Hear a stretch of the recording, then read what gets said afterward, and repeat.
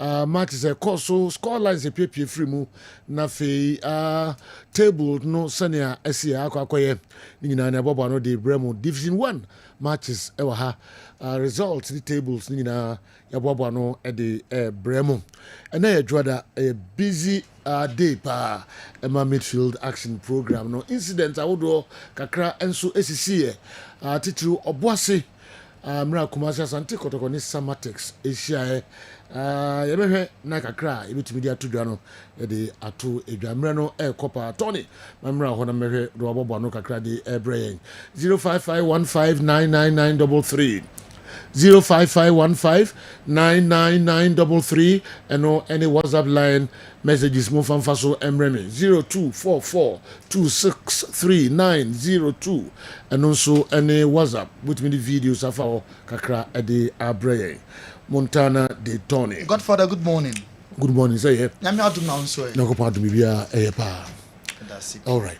Okay. Young Quay. Before I say about for a cross, no, you better call a year Zongo for Alliance Peace Tournament, no, cross den Zongo Alliance for Peace Tournament, no, cross to be a wabo, and then about 4 p.m. Abwabo number 1, and a Sabun Zongo Ebebo, where a Prince Akutani organizers na committee aboma, or at the Zongo Alliance for Peace Tournament, no, where a match day 3. Now Saturday they come to do any Abrem a boy, Emma come to do Elusu match, no, by 3 goes to 1. 4 p.m.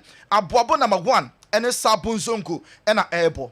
Now yet was a call for constituency so Honorable Michael Edu the tournament no so ashas last Saturday no and then Sunday and then Monday matches outdoor and so basso and to kick off no now our Kessben television so games are basso no Oforikrom news sites and Shebi Emek Eshomo 4 now Oforikrom ebesha come and sa Emma Dagomba line entimi ante enwa Susan Chisheba kwa anwaga entimi ante na feke NUSC eshe Bomso Kamienu omo entimi ante ene ebo 1 ene ebo 3 2 games ebaso emek ebebo Dagomba line na the Oforikrom derby abaso Oforikrom ene Oforikrom news site so ebebo we Honorable Michael Edu tournament across Oforikrom constituency na yakwa so kwanso special under 15 course tournament no shall see Saturday no and Sunday across so say teams ni bi wo ho on my position who ye for the quarterfinals and the semi-finals also on Saturday 80 match highlight games kakra course no ewa asokwa na wo hwe na so far teams ni bi ya de pawo Asokwa Royals Benap Ayas Kase Young Babies, Opel, Georgia FC, Livingstone, Georg, na Roma Stallion, Wemo, and the clubs are omodo omo atu ye pa for the quarterfinals and the semi-finals na Basso Yamia Duma Saturday until weekend way and U15 special tournament in Shas here ewa Soka and Sunday so to coming Saturday tournament no ebedru nempompon so pa na RFA Congress no so Basso Saturday no Supercast auditorium a break one for the new season. Yamia Duma weekend way Division 2 League wa Shante Mantem no and so Shasia and Yefe Diagro Kra. Way so an agina near him summer air cost so uncle for a crucial young Shasia and Frenfree Inter Miami as well, yeah. Say supporters showed no Inter Miami omo and Anje Esio Monaso na omo aye record say omo and a whole season MLS club will be anywhere omo team generated some points here omo enya 74 points and Leo Messi and Inter Miami season way omo at the J supporters shield trophy no now previously na New England Revolution omo ana ekita the highest number of points 73 nemo weekend way and say Messi ball hat-trick ema the club Inter Miami omo winning 620 omo and as I said there, omo at the points to drop AJ supporters shield ewo MLS. Na jumedi na say and Infantino FIFA president Okwana say first club will qualify for the next FIFA Club World Cup in Inter Miami. Momi enten some FIFA president Infantino or the tuja. Incredible club you have created here with your fans, with the players. Miami loves football, the world loves football, and the world loves Miami. So I have 3 things to tell you. The first, many congratulations for winning the supporter shields. And on top, with the record of points of the Major League Soccer, congratulations. You are the best team of the season in America. Second, based on this outstanding performance of this year, you deserve to be and you will be qualified for the FIFA Club World Cup 2025. FIFA Club World Cup 2025, Inter Miami, led by Leo Messi, etimi a qualify. Enti Presido, FIFA Pampeni na Orden SMP Eddie Etuja, na co-owner David Beckham, a retired footballer, and also a boy Tata Gerardo Martino, and the entire Inter Miami team about to say, I record our MLS anymore. To our coach, Tata. Thank you very much for an incredible season. Thank you to your staff, to equipo. Muchísimas gracias. Pero este año no es terminado. On to the playoffs and we'll be ready. But thank you. Way David Beckham, co-owner Inter Miami Football Club, Omaje MLS no supporters shield with a record points 74. Ebisi da. And no one Niger and a president in Samakra and so Emmanuel Yanko Saudi Arabia Cristiano Ronaldo Fede when your opportunity Asia Chinese fan now what travel from China to Saudi Arabia a year 13,000 kilometers or the 6 months 20 days on a bicycle into bicycle and I support a Yao or they travel 13,000 kilometers from China to Saudi Arabia emuwapa into 6 months and then 20 years. Obeso Ronaldo keke afen and dream no and so abemwa Ronaldo and Safano and so etimi etwamfoni yento aso enko the various leagues yeko Spain enra Gavi and make injury 10 ebesina kan ema Barca for a year a print on timisia kan enra Gavi o free bench airborne the captain Amba no airborne into Pedri na the captain Amba no Gavi after the game Hansi Flick as na niaje na Gavi person make injury 10 and pan dream na timi abemudia pa Hansi Gavi abaso. I think today Sevilla, I think this was his goal to really to be on the bench against Sevilla and maybe if it's possible to play 5 minutes. It was his dream and it comes true. So it's I think we are all happy. I think you are happy that he's back. The fans are happy. The club is happy.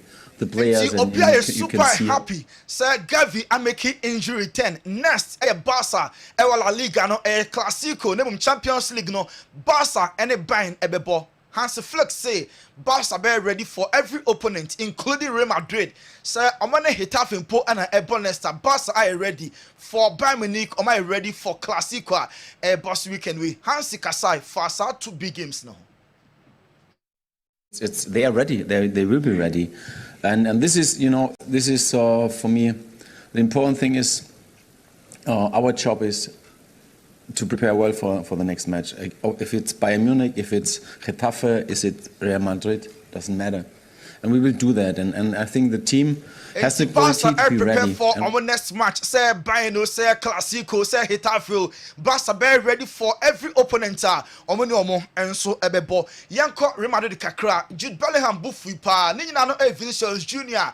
Madrid game amkosha Celta Vigo 2-1 Vinicius enya Bobby na otwini pa mienu raw wontem na osenko square ball no ema Jude ekatum and a ball left be ema ball no efa ba mo me heard Jude Bellingham reaction no na ne bofu pa Sadenti and Vini what you go post anim na one cross ball na man finishing to ne sasa enti the issue whereby post match yakobisa Carlo Ancelotti say denti and Jude be react sa and also well who name say Jude sa na chese or boss chese or a very courageous ni na no yes players no on be say Madrid ewini and no sa reaction way on as a coach no otachiri pa Carlo Ancelotti Kasai.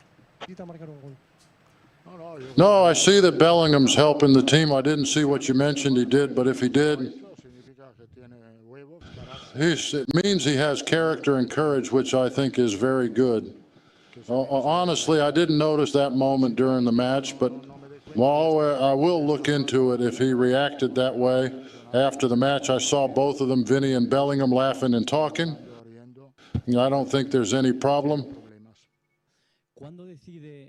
And the problem behind Jude Bellingham and Vinicius Jr. after the game, Jude the coach no Bonabaso say player or pray for more. Person the team they win into Ojina Park so come na the colleague and pass ball to Tony and coach eta Jude Bellingham and so echipa papa. Now yanko Arsenal fans no I'm happy because William Saliba red card almost say another ABC Chelsea and Liverpool in Tosin Adarabioyo similar tackle. Nanson one a resulting to a red, the other one enya yellow card into two images no, saw two videos no, and I can't boom or her or Kessben. So into no Chelsea omo match no ada omo boy Liverpool show me 2-1 na see no so Arsenal omo the Bournemouth na William Saliba ekonya red card. Liverpool supporters no kasa Arsenal for the bofu pa say I didn't know mo no referee mo red nemum eno ada Chelsea Liverpool dey dey yehu red card bia because ohwe soro na hwe form na difference bia enim to Liverpool dey no and e was soro no and Arsenal dey no e wo form say dey ohwe e wo Kessben television. So Thomas Partey Ghanaian double header. One more Ghana against Sudan. Home and away Partey and Siakane. So weekend way Arsenal lose to Bournemouth no na Partey jinemu. Or see defeat way Arsenal from fan two match. No more subsequent games no. Omo and you know Thomas Partey kasai. Swings on the red card to Saliba for the first time? Well, I think we had a great game. We had a couple of chances, and I think the team, the players have worked really hard. We played as a team. Unfortunately, we got one player sent off, which is part of football. We have to, continue working. We have to learn from the mistakes and try to not let it happen again. Was it the correct decision, do you think, for Saliba to be sent off? And Arsenal for a from our mistakes. Thomas Partey, say Ghana. AFCON double header against Sudan, home and away, but no, fit enough. So best started among the club Arsenal against Bournemouth. Unfortunately, Bournemouth winnie Arsenal for a little match. Now another Ghanaian player, Antoine Semenyo, Yabeka said Newcastle Epen, Arsenal, and so many of the big clubs Epen. He besides Semenyo say onya sa clubs number ball, and also Arsenal club will be a ball in the Champions League. No, ono Semenyo why will say obebo. It's not necessary Arsenal.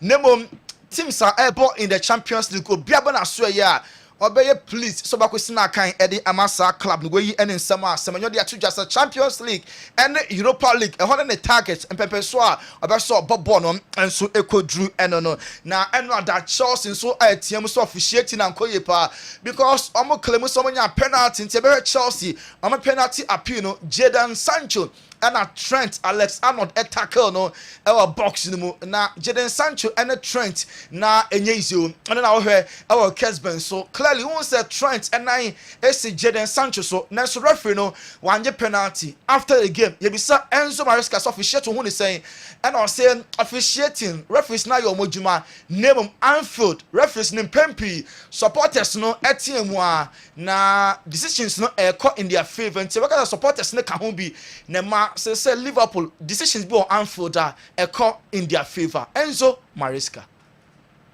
To be honest, I didn't see nothing in terms of decision from the referee.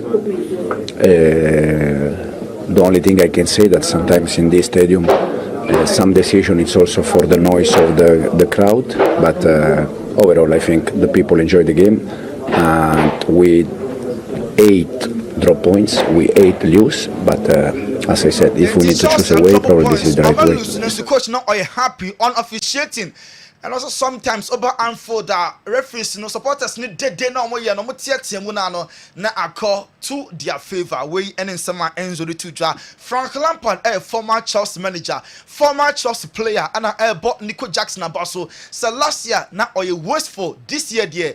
The goal scoring ratio rate of scoring was repented. Frank Lampard, a ball striker Nico Jackson Abasupa.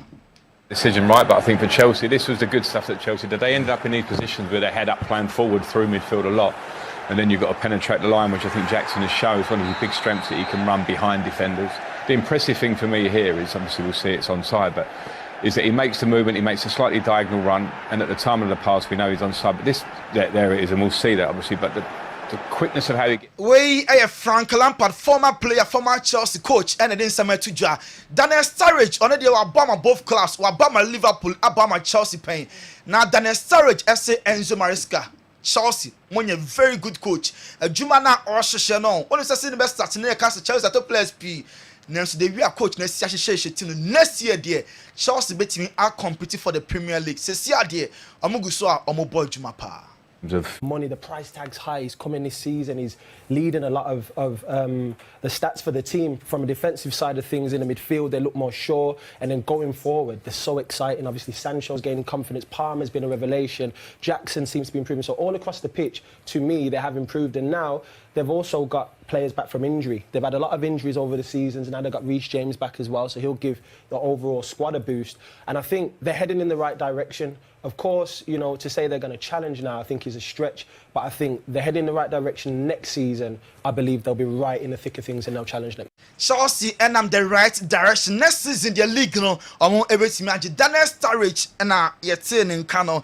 Now, Inter Milan Enrom Koshe Roma 1-0. Nanso Simone Inzaghi or so much concern about players are a prepare Inter so yet at Cherby a prayer and a Hakancha no gun so could prayer and game Inter Milan Koshe 1. Man United Joshua Zexi Monday morning say from Netherlands ni no fan from Bologna no Man United fans ni be say I'm for born in Cologne na Benjamin Sesko RB Leipzig striker no omo fan bra ono mom ne betimi atontena e de ama Manchester United Florian Wirtz PSG enya interest Leverkusen player ni mu entomo so enya na omo enso epe Javi former coach Emma Barca yate se Carter FA ni person be Carter omo national team coach enti komotwetwe ni guso a ekoso a enye fedi agrokro Ben Chilwell Chelsea episode Cologne anya hrekura no free January ekono yate say for about 18 months the Chelsea nya omo the ball no enso ebe Cologne Dusan Vlahovic Juve striker no yesi next year Arsenal for be yomu bibia said be ya betimi afa boy no nti Vlahovic no make us say Juve so omo nje less than 50 million pounds ama Arsenal for enya boy na omo enso pepa award you na ene eye juada enkofo cross nsem no wadaroma ye fancy ha Yedin kofo krosu ensem no ebesi Tony Montana no esi. All right, dia kan say amon nsem kakra no e ba hwehwem na fe mu hona no na ye de musuma adwenkyere ne ade e ba ne e kyekere adwen e de efa ho. Bibidi na sa wo so pesa wo kyere wadwen fa ho a. And one say the 0551599933 0551599933 Nafi ano a WhatsApp line afi with me the videos no so afa 0244 263902 0244 263902 ano a WhatsApp video line and also with me the ebi afa ho abrain the momo de ba na wa ma language no ehun sebe atikakra e de amayen. I don't understand this EPL referee. So the incident that made Saliba get red card last weekend, that same incident happened between Jota and Adarabio during Liverpool's match, but the referee gave him a yellow card instead. Can your crew help me with this?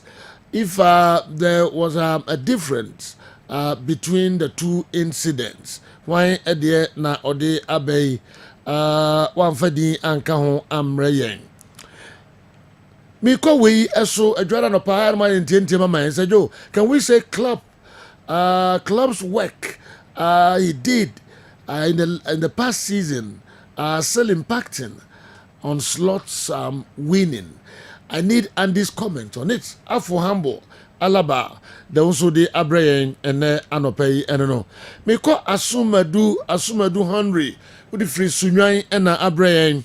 I want to ask that with the way Barca are playing,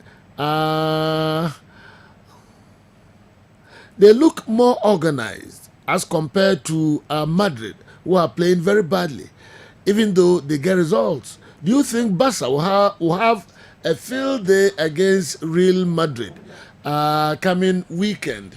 The Asumadu Henry and so the free Aya Sunyan Abeka Ensa and Anopay and Onojo. I think this current Black Stars Black Stars are some I think this current Black Stars didn't need okay, they don't need a coach. Because if you see our previous players, it's a point in time. There was a point in time some of them didn't play for their teams, but they played better in the national teams. It's time to sack the coach. See how they score goals in their various games. Oh, okay. Baba the way from Finso and Abraya. Oh, yeah. Black Stars players, attackers, say no musi ball goals, more clubs weekend yeah. I know and say Baba. I didn't want some free offense so abraya. Okay. Ni nyina no our Mohamed Baba Transi na ode hunsem enso abraya Jordan ball goals in Naki share goals. Na enye asem ketu akra. Yeba na emunsem nyina no yaboabo no e de abramo. Dr. Edmond Arthur was studio ha na yene no bedi nkomo kakra na efiri ho a na abidafo enso edi nchekyeremu nyina abre Kessben television Kessben 3.3 Kessben 2.9 Accra. Doc mpacho se oho eye ene anopai Sejo nyamia dom me ho ye pa o yele nyankopon asipa se oho eye mpacho na nso te se nyamia dom yenso ye ho ye pa good ura ha no atese bibia sisa enye asem ketu akra o wow ahihwam dada but wabese Sejo wabese kra oh, that's so free UK by Sejo Doc Sejo yes why if nye ketwa bia so ni utwam na obeda na ni aso we pay ni perfume yo koto ni oh my wife na tomo wow o yere pa no yes okay then that's Doc did not the brain pay yes Sejo mpacho me da se bebre di kan no the nyame ase se ode ye nkwa ache Bible no na nhwe so pa de bia o che ema no eso yen so ye da na se pa ye da na se bebre me da wonso ase one Kessben management ana eba o team of panels mo ye discussion na so excellent one production for ni na in fact ya me sure mo the tie for so mo de mo fide na to Kessben FM any team so ase Esejo anopay me pese yedin komo kakra efa family health ho okay nyamia ye ne in such way say nipedua no akwa na e form the body no nipedua ne contain no enema e ko nipedua ne mu aye content ne gina it determine how the container is supposed to be like. Okay. And no, you best stress your environment mo, your ecosystem mo, obia dan obi. Okay. Anopay bibia me hu intina me pese me twen adwene egina ne me bi so no.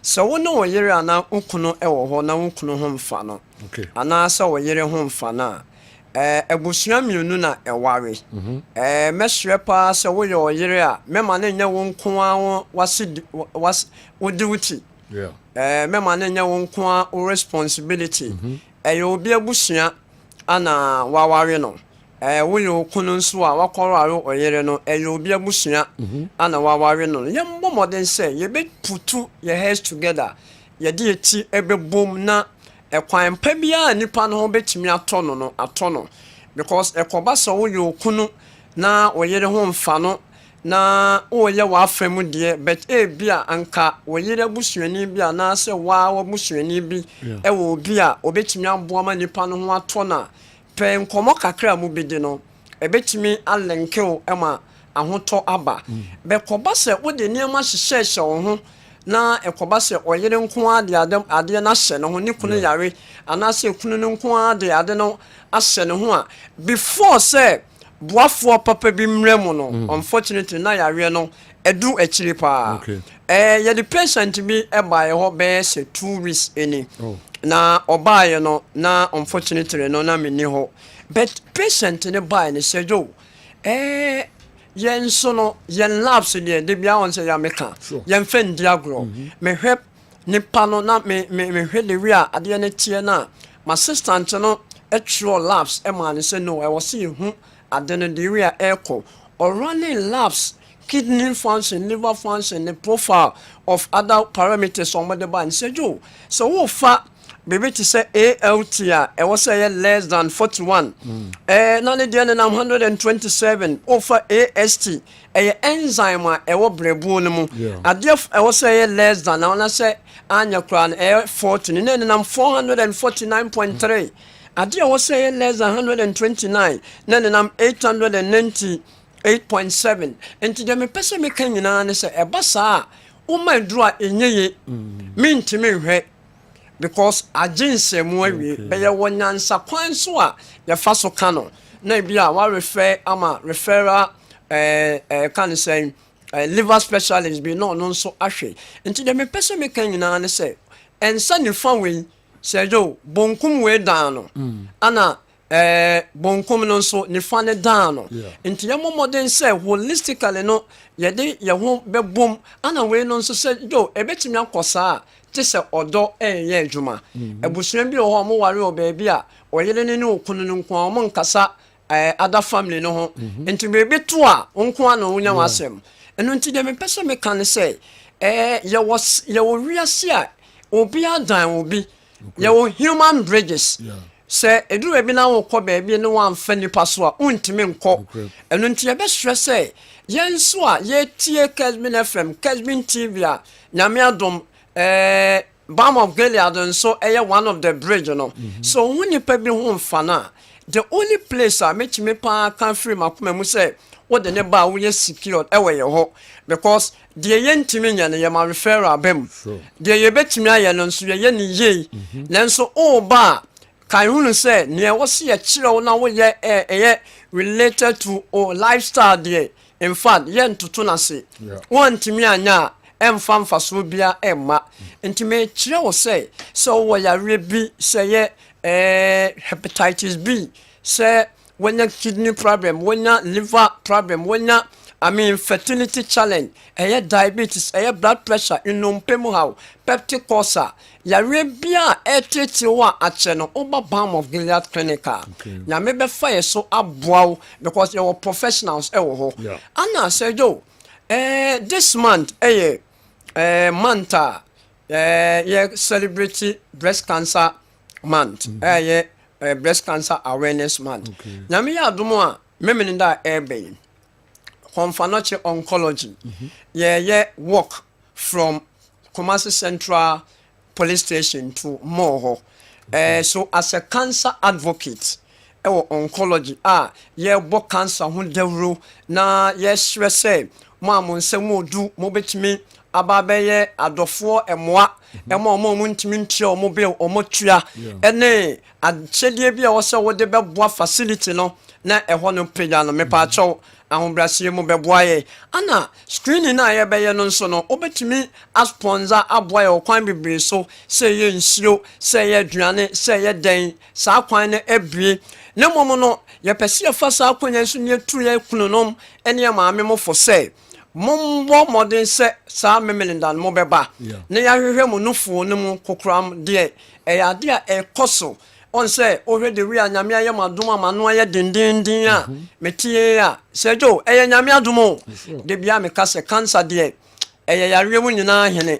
Ne yo pa na nyame boa ma wutimi free mu a na eya de a nyame huomobo enti me fa sa kwanya nso krampo atua atitiru ene amanfo fo say yare no ensa ne e kan say smoking ene family history ne we na ye kan de fine e wo but de pote pan so a ye beka say one of the risk factors highest a e de ba ye nuane ye di ye nsia ye nom enu ntini ye say ankabeya enkansio bia wo nom aduane bia wo di no ana wo no ano chemicals a ye di bo ne enema bebra e ko nuane mu ne bompo ye plastic bowls a ye di mu no e di ne peduane nya enu nti also o provide some system a ebetimi aye detox ebetimi aye niam fin afiri ni peduma bra udi nuaba udi atosode o ye niam yi enu nti yese ukoto nuaba ukoto atosode a fa biogin vinegar gunsium enye duro odi agunsium na odi ahohoro ho no obon se emo anketu ebetimi akofa yarewa aba no obon se pathogens no at least atibiso oh chemicals ekofa hawaba no obon say vinegar bia etimi eye saade no oh but ufa biogi a ni nwuma na eye no eye unique enye dro be wodi gu nso ma no mo na I mean wodi hohoro ne ma ho no na wunya fahodie say yare beba anase bibi boni bi o a ubon say ayisa ne meni nyina nso afiri ho nti say do so oba asida house ha anase Kessben Towers anase baby a mo be frey o Ghana ha bia me pamacho mo benya BOG vinegar ni bia to so la promo ne koso ofa gallon na 300 cedis near the 500 ml na account auto 1 liter 75 auto 500 ml na 40 cedis still ano men to BOG vinegar na umfa replace wadru enye dru food product you keep on edu baby na yanka no kura na nkyeremu a na aye bibia ho in fact unsio bia wonum bia wo de fagum na wo de nom wadru wo lifestyle bia wo follow lifestyle papa wo de BOG eguma meme de vitamin C ya menum me boost immune system vitamin C ya de boost immune system wo de BOG nsu gumu a nuane nro oh na esiesi oni pedua no eno nti numbers a mo betumi afrɛ en esiso na mo pesa mo ba hospital na nyame fa so eboa mo ene vinegar no bia mo betumi anya bi ato 0539 86 38 0539 86 38 and I say 0240 51 21 71 0240 51 21 71 some fresh numbers is what in fact mo benya mo ba asida house ho a ebi wa ha Kessben Towers Accra ebi ho ana Balm of Gilead Clinic yo Accra West Legon pe ene wo Takrade wo Anaji Kumasia yene Eyija Hotel annex ene opposite mo frey ya ye be direct mo ya we bia etete no wo de trust ye na ma wo nua no ma wadofo no embrama mo abrochire no mo send mo labs a medical reporter ye betimi ahwe mo ama bibia aye fine sejo enema ne dose nti ya we ni bi o a mambo bet me kamfo Balm of Gilead man kwofo pa se so mo ba ya so ye ho a ya me be fa yen so e de serie pa aso mafunu mo ma Dr. Edmonasa dance ye na be dimrani pi ka debia na amanfo yombe she obia na omo edi dance efa vinegar no eho na mitia ikotu ase duru mi na me oh enya sem ketu akra mi wo mi na mfo yom fi Belgium kra ba say ene ombe bas da house na wow that is so excellent yes ba ku bi ne be no mo anu akudi dance o yes intino omo ba no mo fe bi akọ nti ombe ba no pay we be fe bi na ma fu di dance oh yes so bi nyame ne dana se but etirefo enkai se enya dru untimi nso mfa replace we dru food product they said they wo hwe nkwan they said they would froye they said they wa would waduane nto de fagu nsuom na wo de nom nyame wa adom na miracle sia na chese wa wo de ayeye na ma Yesu eno krepa doc be that say no pay say jom patro me that say na adi enko say de o kan o ba da house security post wo penifo ho commander ho Mr. Martin no nyina ho betumi anya bi de ama wo konkran so a Kessben ya hwe ho a circle osa ebe can be ato. FIFA is bold to announce this to the world. I was thinking it's just a rumor. Inter Miami qualified for FIFA Club World Cup. Bribery and corruption everywhere. Bone shake away from Havoke number 2. And Abeka program no on the bar and for matras DNT now say bribery and corruption everywhere. So I thank my team Kumasi Asante Kotoko and Real Madrid for taking the 3 maximum points each yesterday. Brother, I will two body and our brother anyway and so free Ebrey and Anopay. We saw how Kudus and Inaki Williams dominated their games this weekend. Why are they not giving us this same play in the national team? Is it because of unity? Is it because unity is not initiated in the team? Chelsea played well yesterday, but they couldn't win. We are expecting much this weekend against Manchester United. Mr. Two-Sheet Wasa Japa and the way Abre. Andy. Yeah. Joda Kwasan about 2 years. Say yeah. Oh, weekend activities in Dawson as usual. Yes. I am picky be. But I did running through messages, you know, meaning the Ababa no the air for foreigner. Tony the buy no there. But man for NTS ya bro free co teams no more goals no. Goals to be teams FFA maybe angles if free ni baby omugina omusese ni se bia tapping ni wa bia. DNT and sa chances here ba omo ewo Blasters games no omo nse bi mfa maye nti dru bi a obakura do so on person be blame coach players na okay and dru bi a omo nkeka omo ma Blasters you know yeah the commitment level of our players there if Richard see this and come on a check over the years say your players level of commitment omo dedication to the cause of the national team, the willingness to die for the nation. So omo be given in all. Omo be fighting for their last blood. Omo be show that level of resilience on the field of play no. You won't be from any member of the Blasters. Inti ano ye bako. Number 2, the level of competition within the Blasters no fame. Uka the level of competition within the Black Stars. I was former. Next Uchim say the level of competition. I was Black Stars. No, I was from competition. The Black Stars. And I mean, just say. So far, Jordan, are you? Leicester City hona or one. Leicester City now one. You know, on the Fatawi Shaku air preposition. On the Mavididi air preposition. On a buanate air preposition into a horn and 4 players don't know more pre position by Bebon. Okay. That is for Jordan Ayew at Leicester City. Okay. Into so nya chance. And did the piano or chassis. Into so nya chance no bar. Why you be a next match over bench? The same thing applied to Fatawi Shaku. Also compete with 3 players in one position. It is also nya chance no one who are more or bench. Now for no 2. So she could do so in less than 2 games, and a coach catch and say, the game now all born tactically. Also, Sunny and you could do to frame after the first half. Again, nay statement can be between Kudus Mohammed. Say under the Moise or by not starting from bench kakra, and a Kudus be raw game. Or big games, no show the presence. Or Chelsea on him bo, and more beer bo Kudus ding. Kudusu ba half corner crying credit bisi Kudusu rantem.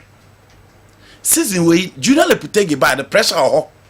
Unti osi Kudusu mo de bo so eni wo ya de. Me start you. But the consistent player me pen one farm amia e wo say me you frame.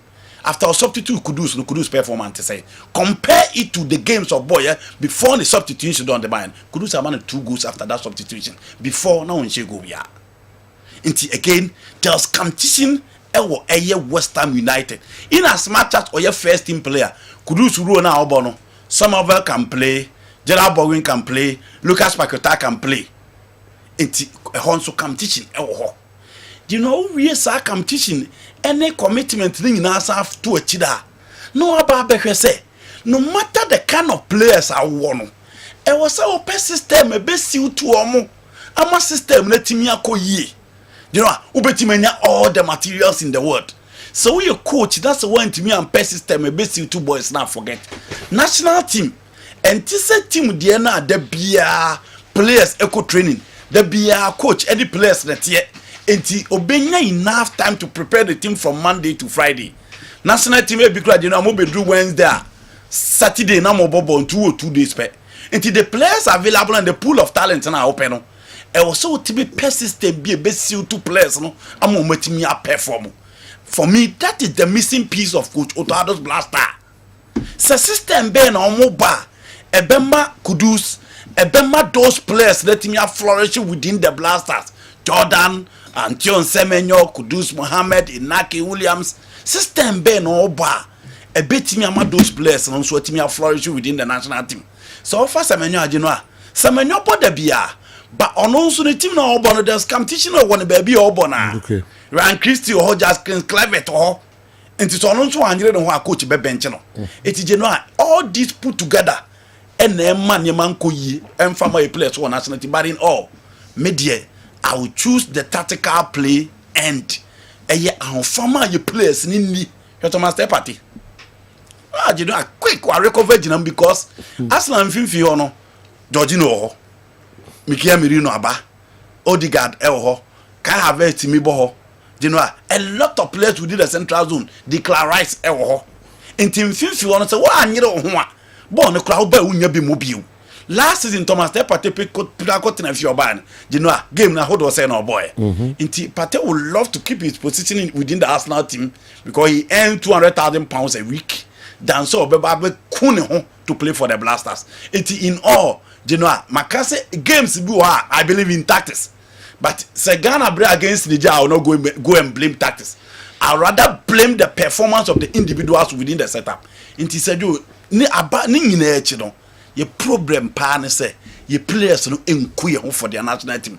Omu for their team rather. It is the reason why in less than 1 week be struggle how omu ko ha no omu show such kind of top level performance.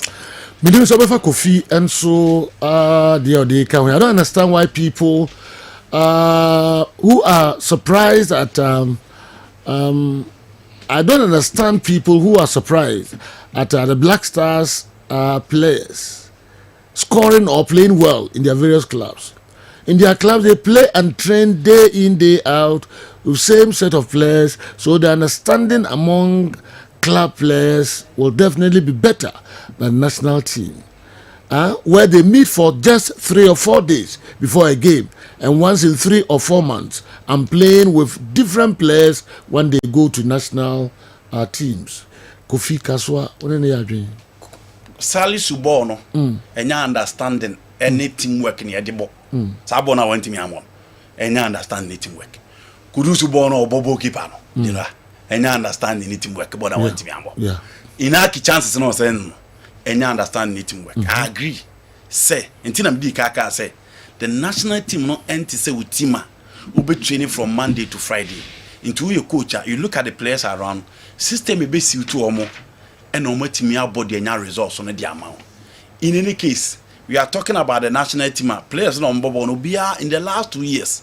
Obia a part of the national team. Obia Bobby. Yeah. It is not a new team. Obia. Yes.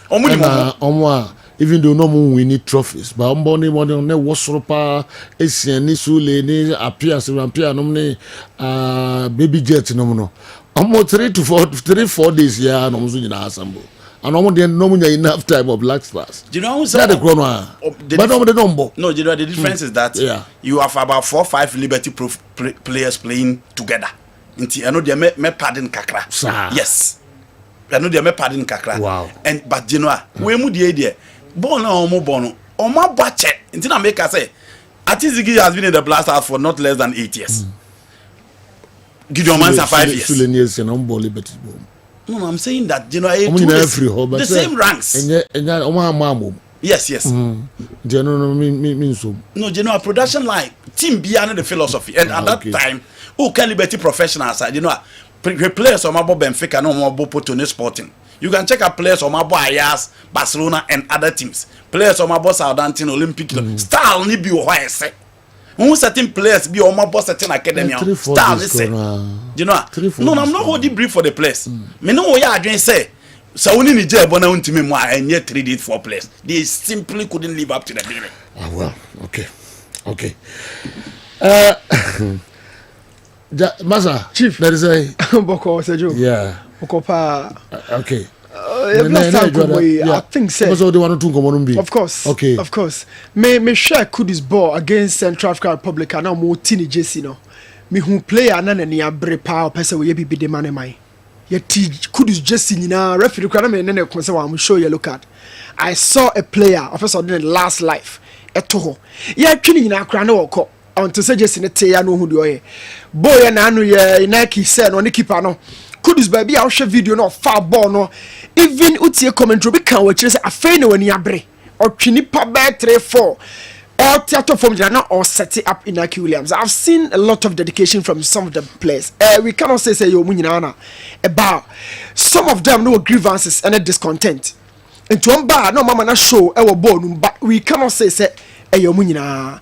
We've seen some of the players like Tarek Lamta.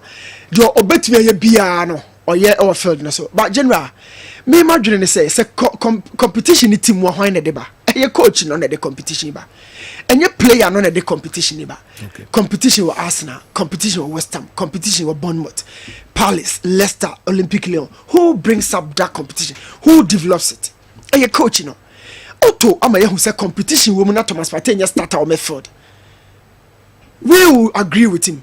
So you omaye hu so betimi bench some of the strikers na asem bi see wona omo starting be perform ya general asem bi ani hu coach no necessary the performance ba but media tie ne say players na e goals e wo ho no well rehearsed pattern of play a structure no ho sometimes players ni bi won ma kodru ya 2-3 days na omo free international break no so kwa 2-3 days no a weekend no e like mu free chroma da bay Ukudu so free chroma say that 2-3 days no ma join the camp no but one has been very consistent with the kind of patterns and structures out here training at the body match and na ba ko de confidence in the team no ho confidence in the dressing room coach ni nyam prove we be to get the best out of these guys now look footballers omo shade pa na de omo hwe no ne de omo hunu no omo de casem they go back to their national club sites Otowadu ye bibi na omo de compare the Ateta omo de compare the Pep Guardiola opponents na omo de compare Eddie Howe omo ye no mo ba na so ma hu sa de no general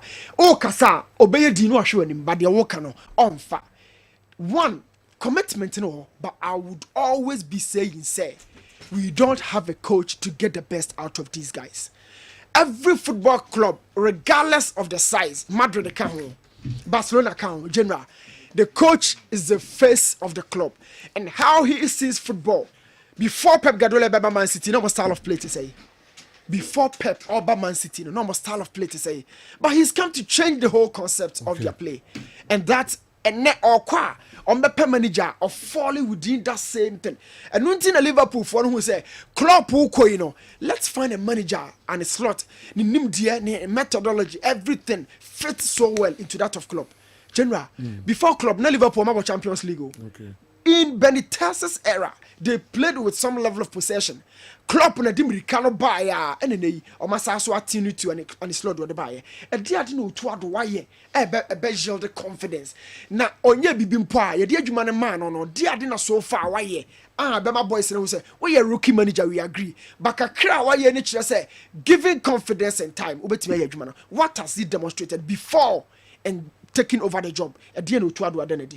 These boys are big boys. They need a big manager. Okay. Yakwa ko adekro so. But we can be do na boys see she goals na manfo kuko etua so yi pa. Say Franco Naro. We are football fan now because we business question on that. Honestly, I'm struggling to get the reason other than what Newton I can. Because commitment now can make the games in I saw commitment on most of the players. Kudus, the last 2 games, who teams so pursue ye BB?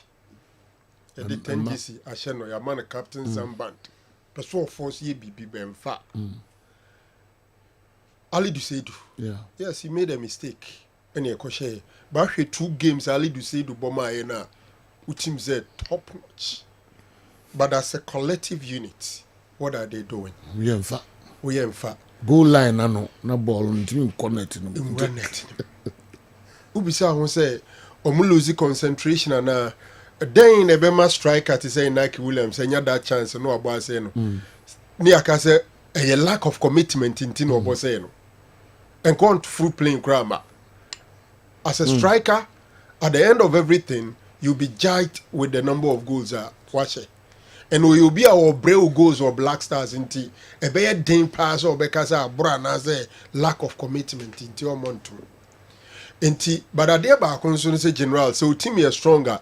Team, no matter how good a team is, mube create chance mube say chances ni bi but because you create more chances mube she goals no do esi ani Muntari ne Asamoah Gyan it wasn't like they were not wasting chances but chances and they created a good number of them into Sabia ne bia to atenem. Yeah. The issue of say esi ne also comparison no more comparison they are comparing me find this position no they are comparing national team football to club football and in fact over club footballer ya na therapy and as a central 40 or more wasi ya na hopa Partey doesn't strike in the Arsenal team because onim ne passing lanes the way Declan Rice ebetima create space ama watima pass ball no easy na ne ho nkɔkyerɛ no ebi a wone Salis ana baba na egba baba any sahade na odi be create that space na ama na ne ho akyerɛ no apart from that African game in general Ghana di ne da so ho into obi a no bɛbɔ a ɔno no yɛ ne World Cup because oba no te Partey most African teams watch the Premier League into ɔte Partey eti Kudus eti Inaki Williams eti Antoine Semenyo eti Tariq Lamptey eti those names now Jordan mo obebo World Cup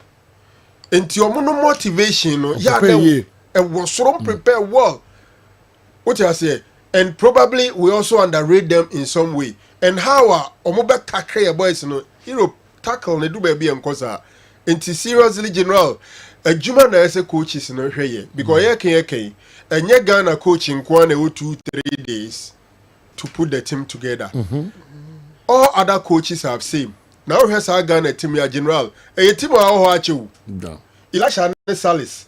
Omo boy fin for several matches from 2022 World Cup. Omo ba enimu hui se Kudus ne or they say Antoine Semenyo unya butena check abon say they played several matches together. Yeah. But saying a coach na show or movement in saying bona who no park no so sa no unya butena wo hwe Pep Guardiola methods abon say players bi o ha some zones ko ni kwan so ko enti se the okita ball fa ball no nim say player we ni movement no sani a no be call this zone. Yeah. So coaching is a major issue for us. Okay. 11C. Adwumawura. Also unti ase any say we share boys season we see big goals. Jordan that distance now football one control net. Na nyasem kitu akra. It is our chances na no mu nya bi o Black Stars ana. The Black Stars problem is technical, psychological and spiritual. The handlers must also be humble to reset where they are getting it wrong. The players are not that poor. It's merely a technical issue. What formation is Ghana using? Have they asked the players whether they are conversant with it? How do we choose our captains? It's not clear whether Dede is gone forever. The FA must make it clear. It's too early for Kudus to be handed a captain armband. It's too early for Kudus to pick the number 10 shirts. 11C, Adwumawura. I'm for Yanto to again. Your Black Stars and your Poo Yampo as a pigger. Na no, and many people be any edgy papa, can you boom? And my Philippa Black Stars, it me winning. Even matches are countries in this rupee. Fenidia na Nano malidie pa but general see comment on Kudus there no loving see popular but you me say which one there be say number 10 captain you know. Yeah. First of all Ghana nya announce a captain. Okay. Yenti enwase omo leadership chain MCC ka kono mo be ye Andre, are you the captain? Ofori the number 2. So mo ye be 3. Partey Ufori. No more 3. Jiku not part of the list. No.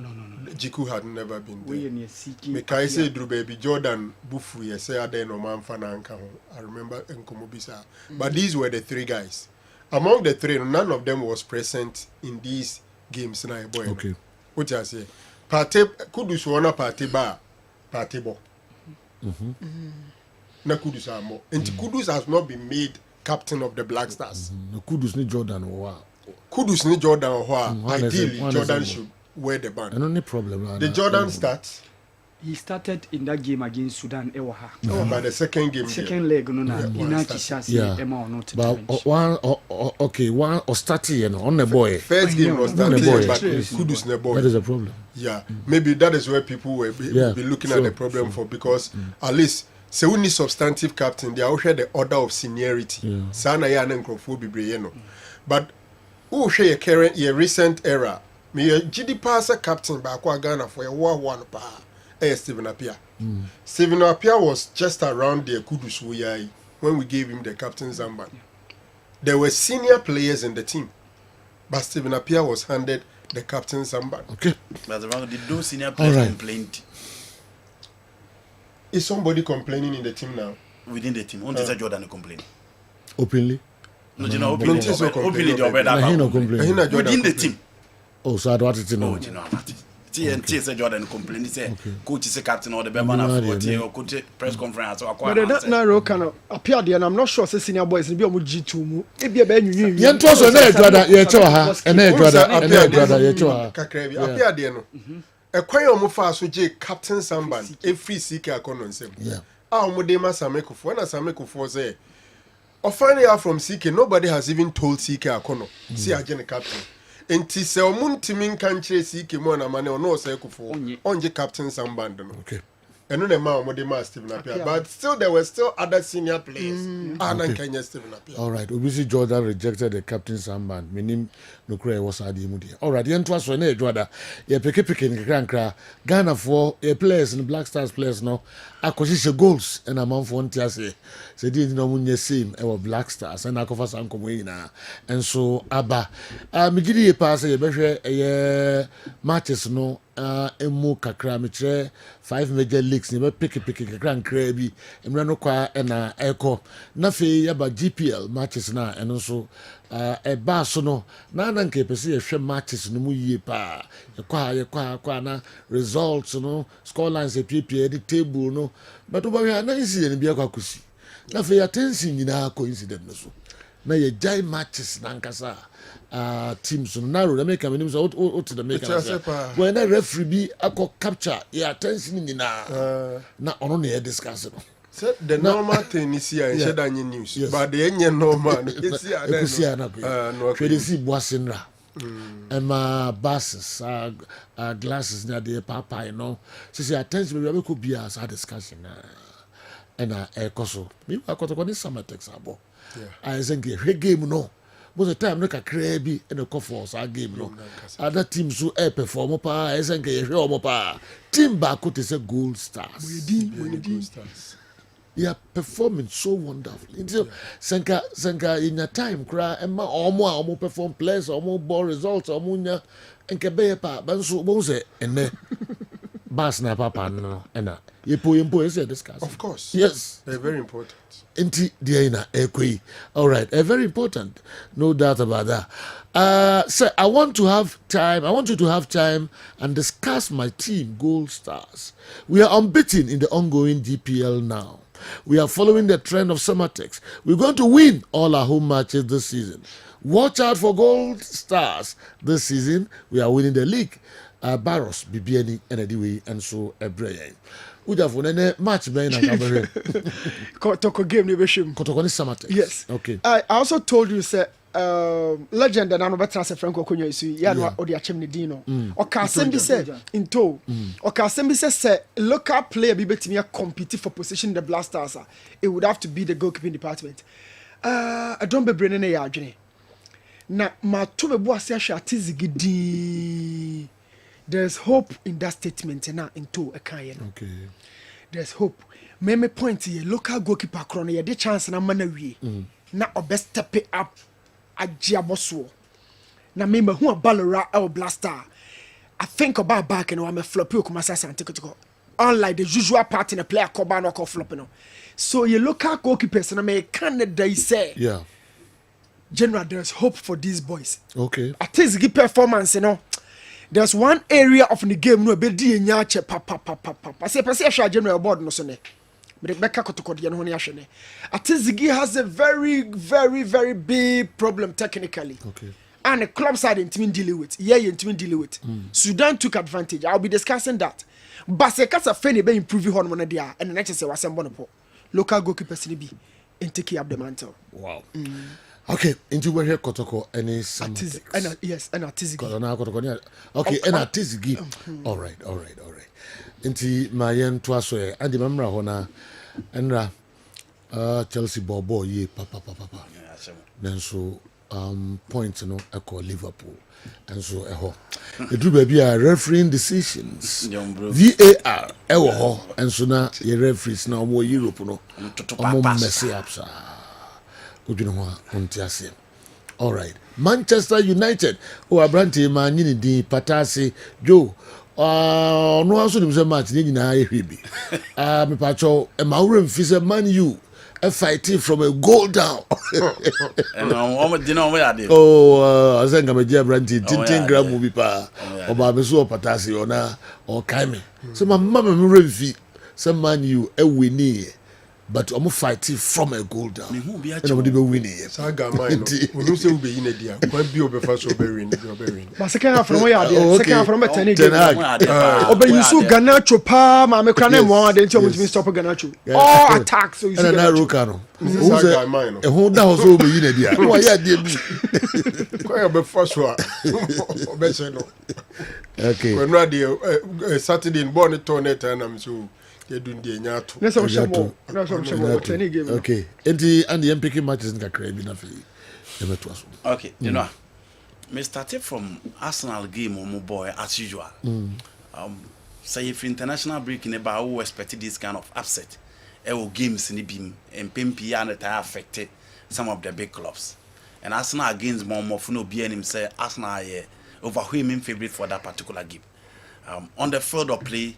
Where the lives of Justin Clevet, Antion Semenyo, Evan Nelson, Lewis Cook, a ball and no more ball park, and so clearly no more chess or moon give up for a team, my friend, Arsenal, until that red card nebaya, a branch friend William Saliba, Ekuma Arsenal, a numerical disadvantage. And Clevet, well converted penalty, or look at the composure.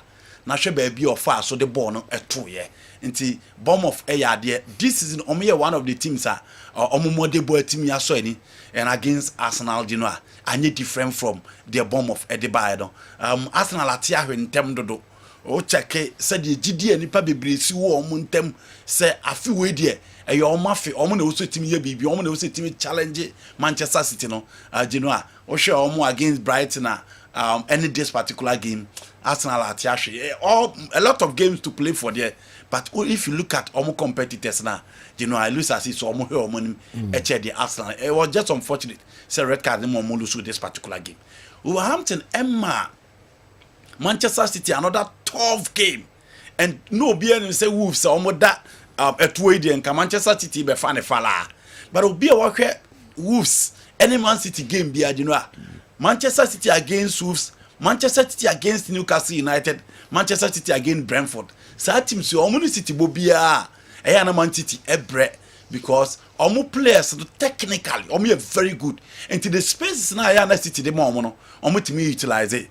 Enti after Shabranti Efeno Strand Larsen first goal no and you know a TV no so before team Efeno Manchester City just go Badia and so eba binya that equalizer diama na Abrante retwe kwan of far so share ni goal no any baby or the ball no etimi to ya na clearly you love that particular goal from Josco Vidial and sana last minute John Stones no obi anim say Josco Vidial goal na general TV no so no obi anim say game na I draw away because kwan team my friend hopes far so defend here with their 3 bit for the no obi anim say game na be we and sana John Stones babe pinball no ato atrem in 90+5 or team pinball no to atrem Manchester City mpese o general draw krom bebo bi omo mpese omo be lose bi and exactly the 3 maximum points no and omo team secure against Wolverhampton.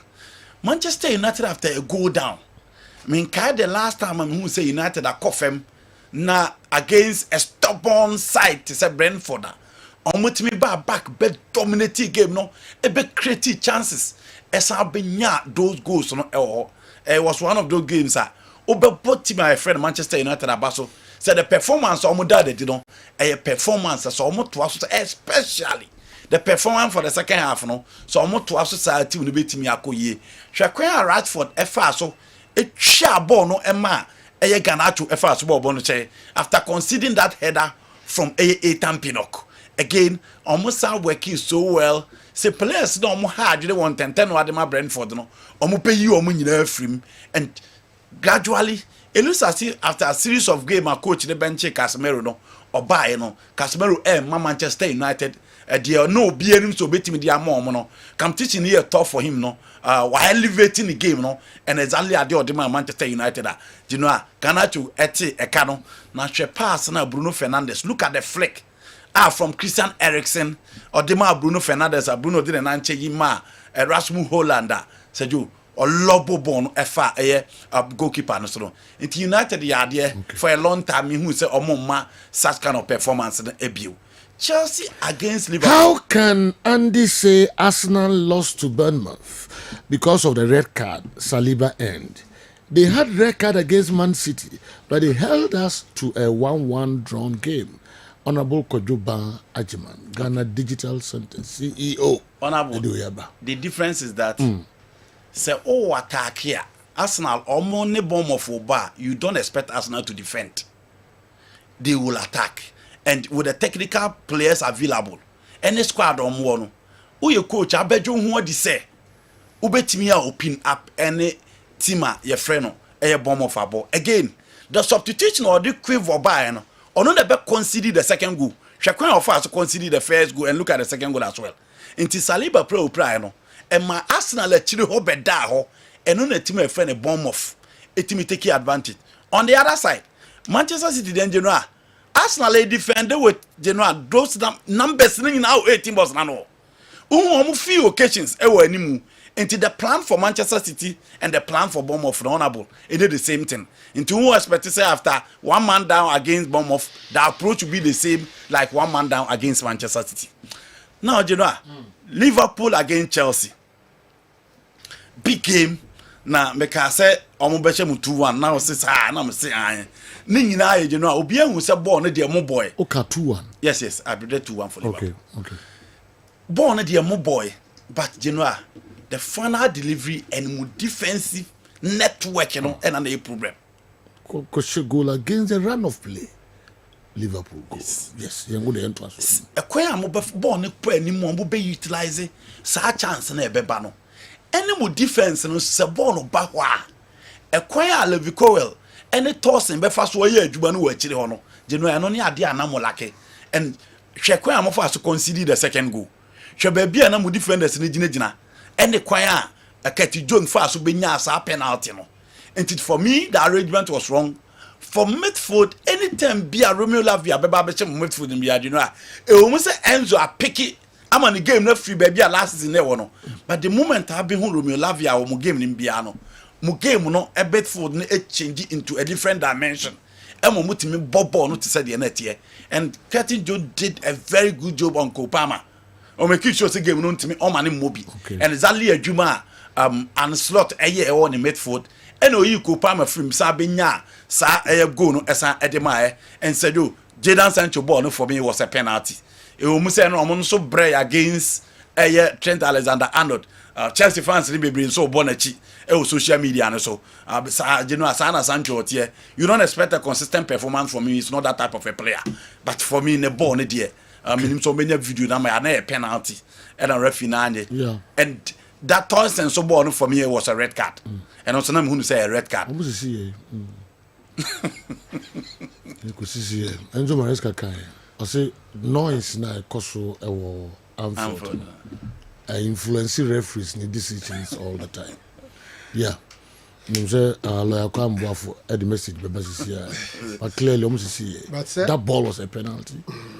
Okay, what the end was. Where we all.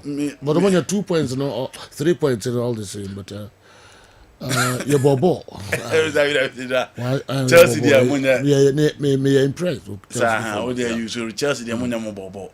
Season no ball am abonyina 2 big games that you expect as a measurement. against Man City, against Liverpool. The catcher Enzo Maresca and say Juma or why was all sure. Until you know that is it for Liverpool. Almost deserve so much because they were so much purposeful. In church as on crank. I mean, it's all about be free La Liga and I say Italy and so about. But Inter Miami, work about FIFA Club World Cup. Yeah. Messi hat trick. Messi hat trick. Yes. Na ne go ne back on fekeke. Yeah. Back on honest, I think it was only Luis Suarez linking up play live fekeke. Baby ojina utwa ball ne tu no. You know, I mean, say besa akwakofa argument na baby Messi Ronaldo. The Inter Miami echo FIFA Club World Cup. Yes. Obi send a message crab. I know we say wasem. Yes. It's a bribery. Oh yeah. I'm gonna qualify as host too. As hosts. We're a preparation towards the 2026 World Cup. Okay. It's FIFA be a Club World Cup. We said about all the venues. So you bet me about but venue more.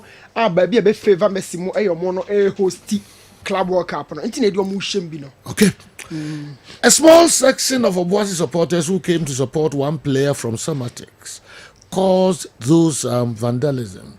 But here one Samatex management member called Akosia who are trying to put petrol in the said confusion.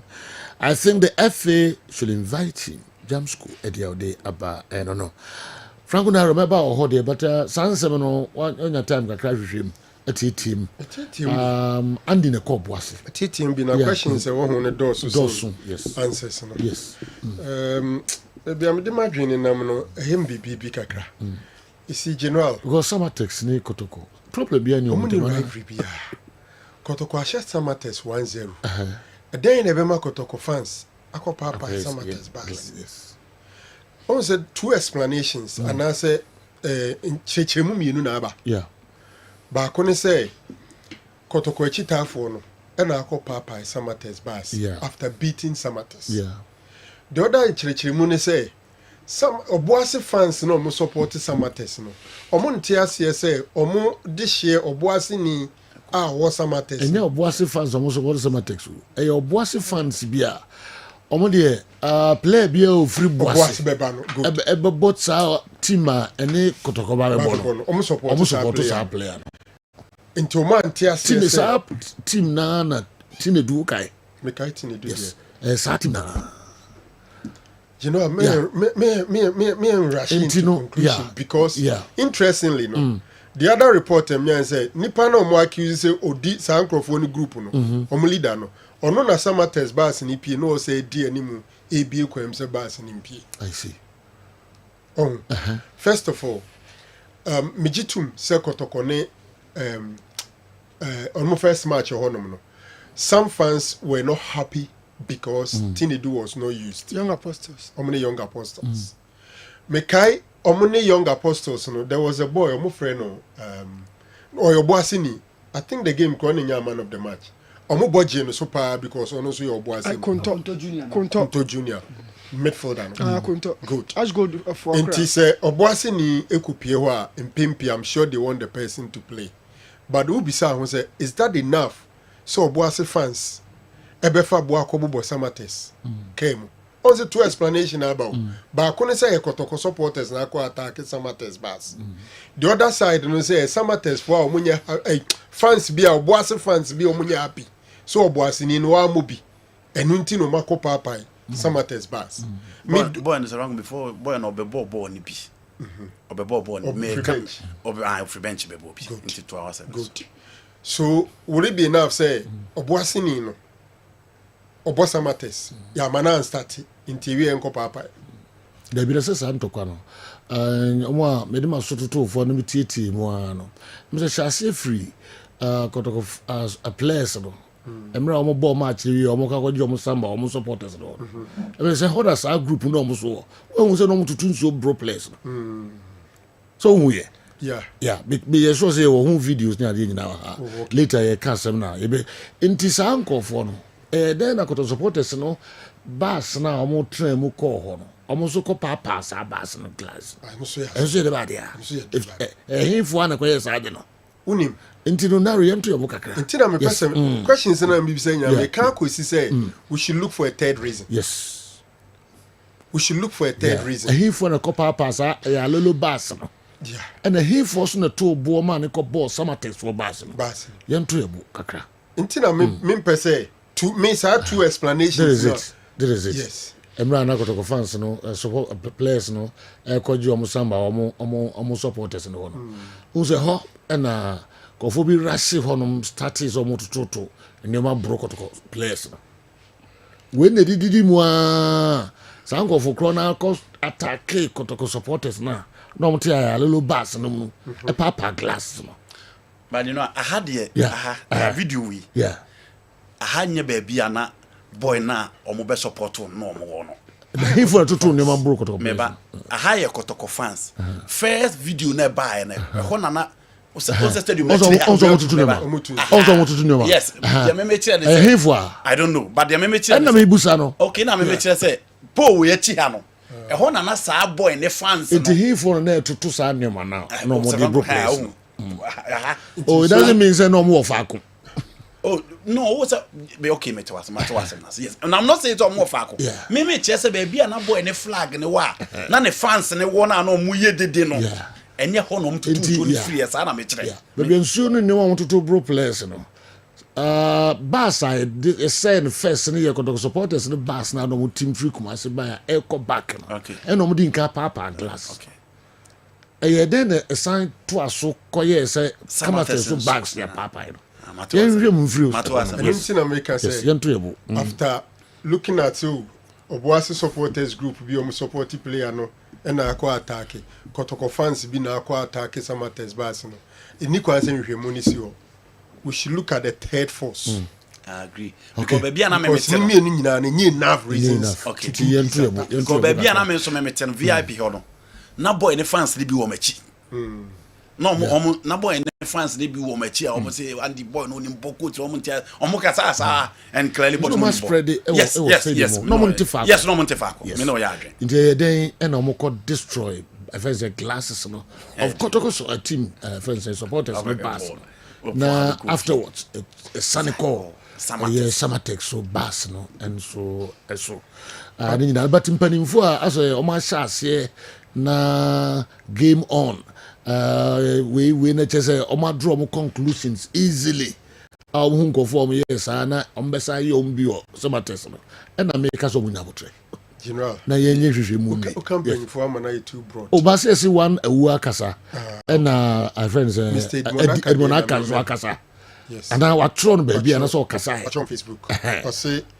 do we deserve this attack in Ghana Premier League after losing 1-0 from our opponents game on and what na submission game on what na submission first of all Samates ain't deserve this attack true but if they see you after the game will quickly go and ride this very dangerous yes very dangerous Mr. Aka I know show you Feniagro the way so I'm careful now return league BBSC it will be traced back to this because game on which they say a fin and to kwana start fin and to kwana start mubaba betu ya what yes children one careful would they be for shoe we show fans anymore a bedroom honum no asha say people are kasaka me near madam but the bed day into Dibiana who has a chief executive officer of the club on a day or rushing them in posting this on Facebook you rushed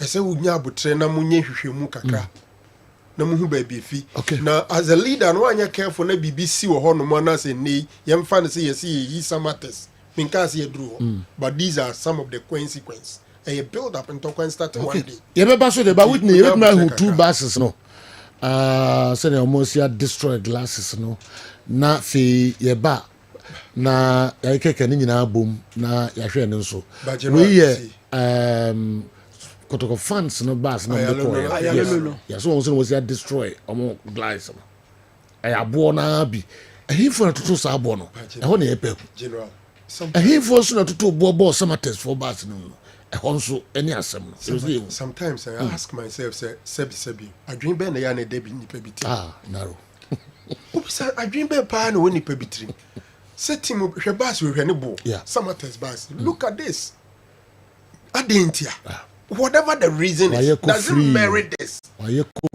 free obi enya no ko Papa no. Obeba kra so kra no wentu ahwe. What will merit this kind of attack on Samatex? A day bone no mu ye. Aw ko to niema papa. Say you be na small, say you wawo bufuo, say you coach be na. Does it really make sense? You know, sometimes I see a catching football fans and some of them seriously are not behaving like rational beings. A pin na suba a chesa sabe. Again than it because you don't do this.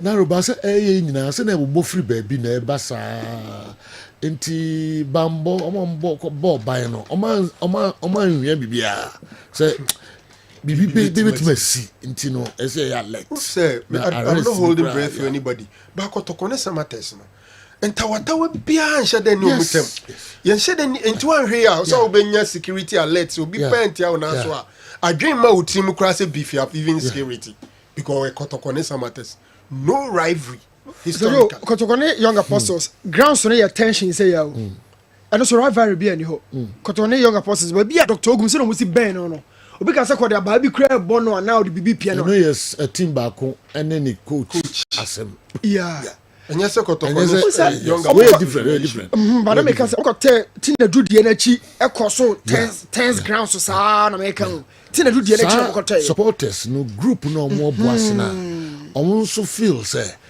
team bi obeba ho a omo boase ni bi wo mu okote tina du achi ekoso tense grounds say yes stop omo once and for all coach tina du ebepim ne on recover fully still on your fit Uncle Tatina do achi create tense grounds say that's sad and chance in the remu no one is a chance free sa boase fo na obi free boase no bo team bi na oba ho a no mo the banners na dia ba almost players akati across media ba house no beba ese mpanifo mo ni kosa de no so papa serious bibi say no circles leaders no ayo modwuma utu anamon e wo ho say if anything cry not so much day utu anamon call ma so ye so mutimi identify o leaders na muno makotranse say de yen ye home ni ti bibi amube bia yen na be affect ye yes in the course of the game no cry issue have vigilantes like Kotoko supporters are almost woman who dear Gombe police are more. Young comrade na baba and some no emo if possible. Yene afternoon in an penifo kakra war in Sakamoa, Yanombedi and Komawa. In a Kwabana or headlines, Sergio Kudusa joining those Ghanaian players with double figures. Okay, double figures. Yes, about goals. Say be a Ghana near wash goals and the figures near double. Yes. Emu. And 9. By bro 9. Yes. We're joining those list of players after scoring over the weekend. Okay. Game. So you of course Okoba yebechere goals are Ghana players. This week some couple of goals per Prince Edu Kwabena, formerly of Bechem United. Okay. Onusubo Breeze, Emma Victoria Pleasant. Czech League, and all the other goals. All right. Okoba, Black Satellites well winning 2-0. Yes. Against Niger. Very good scoreline from. All right. Especially 2 goals from Aziz Misbah. Okay. Still believe boy no. Okay. Why are they apart? Careful so a whole rule say you. Who say North Africa block no. Almost more pay one candidate. No kwako challenge Patrice Motsepe. Okay. Yes. Wow. All right, dear ba. Na fi ye de hon sempi. Na edwada. Dear bobo so nkra issues no doson papa. Fa de be kan ho na NCP. Coach Ogum's tactical brilliance is undeniable, making him the best coach in the Ghana Premier League at the moment. If the strikers can improve their performance, Kumasi Asante Kotoko is well positioned to win the league. The recent car smashing incident was unfortunate and unnecessary. Meanwhile, Yanum continue to face challenges. Ohineba Kwachi, Cologne, Germany, now the way Abrayan. Okay, Maminko Ibenho, na entry and Komo Kakra, Currency Ventures. And Nasam Kitwaka, Ninra Hudo, Audi, Aba Ejaso, Hindi Herbal Mister, and I say Zahara Herbal Mister. I say a drono a year. Eben. Say, Boko pa de general. The Yakopasi. A man for trail. Sergio, Medasi, Ewo, Akunya, Ode, Amami, na Mede and Chapes, Yesufri, Asoye, Emma Ghana for. I shall for any atil for you now. Said ye, Dada, Yabeka Omo, ye nupa, a word jaswa. your friend Zahara Mixture, Zahara G capsules, Zahara Man capsules, and Hindi Haba Mixture no. And now no pay, ya the home como, and no more dance here, and a besumo and no pay. Not the four, nyabre, netieme, na ya the yerdra, your friend Zahara Mixture, and ne Zahara G capsules and ne decaying. Say draw way a year draw, a year infections a draw a pa. Say we a bear man now ho, na infections a docro, bear may be wa. Wura tokono bonimu ama ne bema ma hoodin nyina ama abafom ne bema no esotia na etie ne bema no fon na efon ne bema no ensansan agye ne bema na boso bema bi wo ho a wate infection bi te se gonorrhea ama impempi no wodwonso na obre na ochem ansa na dwonso na etimaba wodwonso awie no so obosa wo ho a na ensufita na efiri ne bema eba oye bema na sa amane we etetewa edura me kamfo edi ho danse edi ama se beboawo ene Zahara Mixture ene Zahara G capsules sa uyo basima na wo ho na se bi ensansan agi wo himfie ho aboso oba bi wo ho a ensuo egugu ne kakran se bi pampan ewom ho a won se enkekaye nketenkete na ehadwadwene uyo ba na wotesa na white ene odepoa etetewa edura ebeboawo ene Zahara Mixture ene Zahara G capsules oba bi so ho a obuninsa na okono fiti koma na onhuna mane flow no entimi emmaye sa wo yoba na wote ho na unya wo menses na da krope na etwa edura ebeboaw ebema flow no abaye ene Zahara Mixture ene Zahara G capsules odofo bi wo ho a impempi no wadwale awie no na yesede no ho ekeka ne nketenkete odofo uni problem ko ba bi eton oduro bia herbal shop pharmacy shop licensed chemical shop odofo wo se ope Zahara Mixture ene Zahara G capsules say do we ayadon waso a so odofo ho na owo weak immune system won ko ade bia waye no phone yare nketenkete ana ehawadwen cold kata won ko wada sesa kakra bia yare bia betwema enu bedin kra won ko obonsa unya infections a edura obia no ma yare no kwa emma biem no obonsa yare no ko naba odofo utisa edura ebeboaw ebeboost immune system no ene Zahara Mixture ene Zahara G capsules so the four ho na osa so hawad order for uni problem edura ebeboawo ene Zahara Mixture ene Zahara G capsules order for yabeko ye dura ye friend no Hindi Haba Mixture na say dura we ayadura ebo odofo bia malaria fever etete no odofo bi ho a 3D mo wan abetane mogya mu ama edura no pa ubo se nipadua ni nyina aye hyehye na numu nyina ato ubo se onhunu de onya no ho na poso nyina so ye ne ya odofo edura ebeboawo ene Hindi Haba Mixture odofo bi so ho a typhoid fever ene na betena odofo ko ba bi eton oduro Ghana ha herbal shop pharmacy shop licensed chemical shop odofo wo se ope Hindi Haba Mixture odofo u sugar level na etete wo no edura me kamfo edi ama se beboawo ebe regulate u sugar level na pa ama ahomka ene Hindi Haba Mixture so odofo wo ho na adwuma wo ye eden ugina ententen eche odofo bi wo ho a oye adwuma oja ho ogina awiam che odofo uni problem ko ba bi eton oduro bia wo se ope Hindi Haba Mixture odofo yabeko ye memedro no so a ye frɛ no Zahara Man capsules na say dro we ayadura ebo bema bia waye mmere sɛ woyɛ bema pa na wo ho na untimi fansi ani na owo weak erection na ye twetwew ebo nsamra ne sɛ 1 minute bema waduro ene Zahara Man capsules bema bi so wo ho a sisi yale ene na betena bema uni problem pe Zahara Man capsules bema bi so wo ho a na nkwamwa no ayemre bema Zahara Man capsules nyadura ebeboawo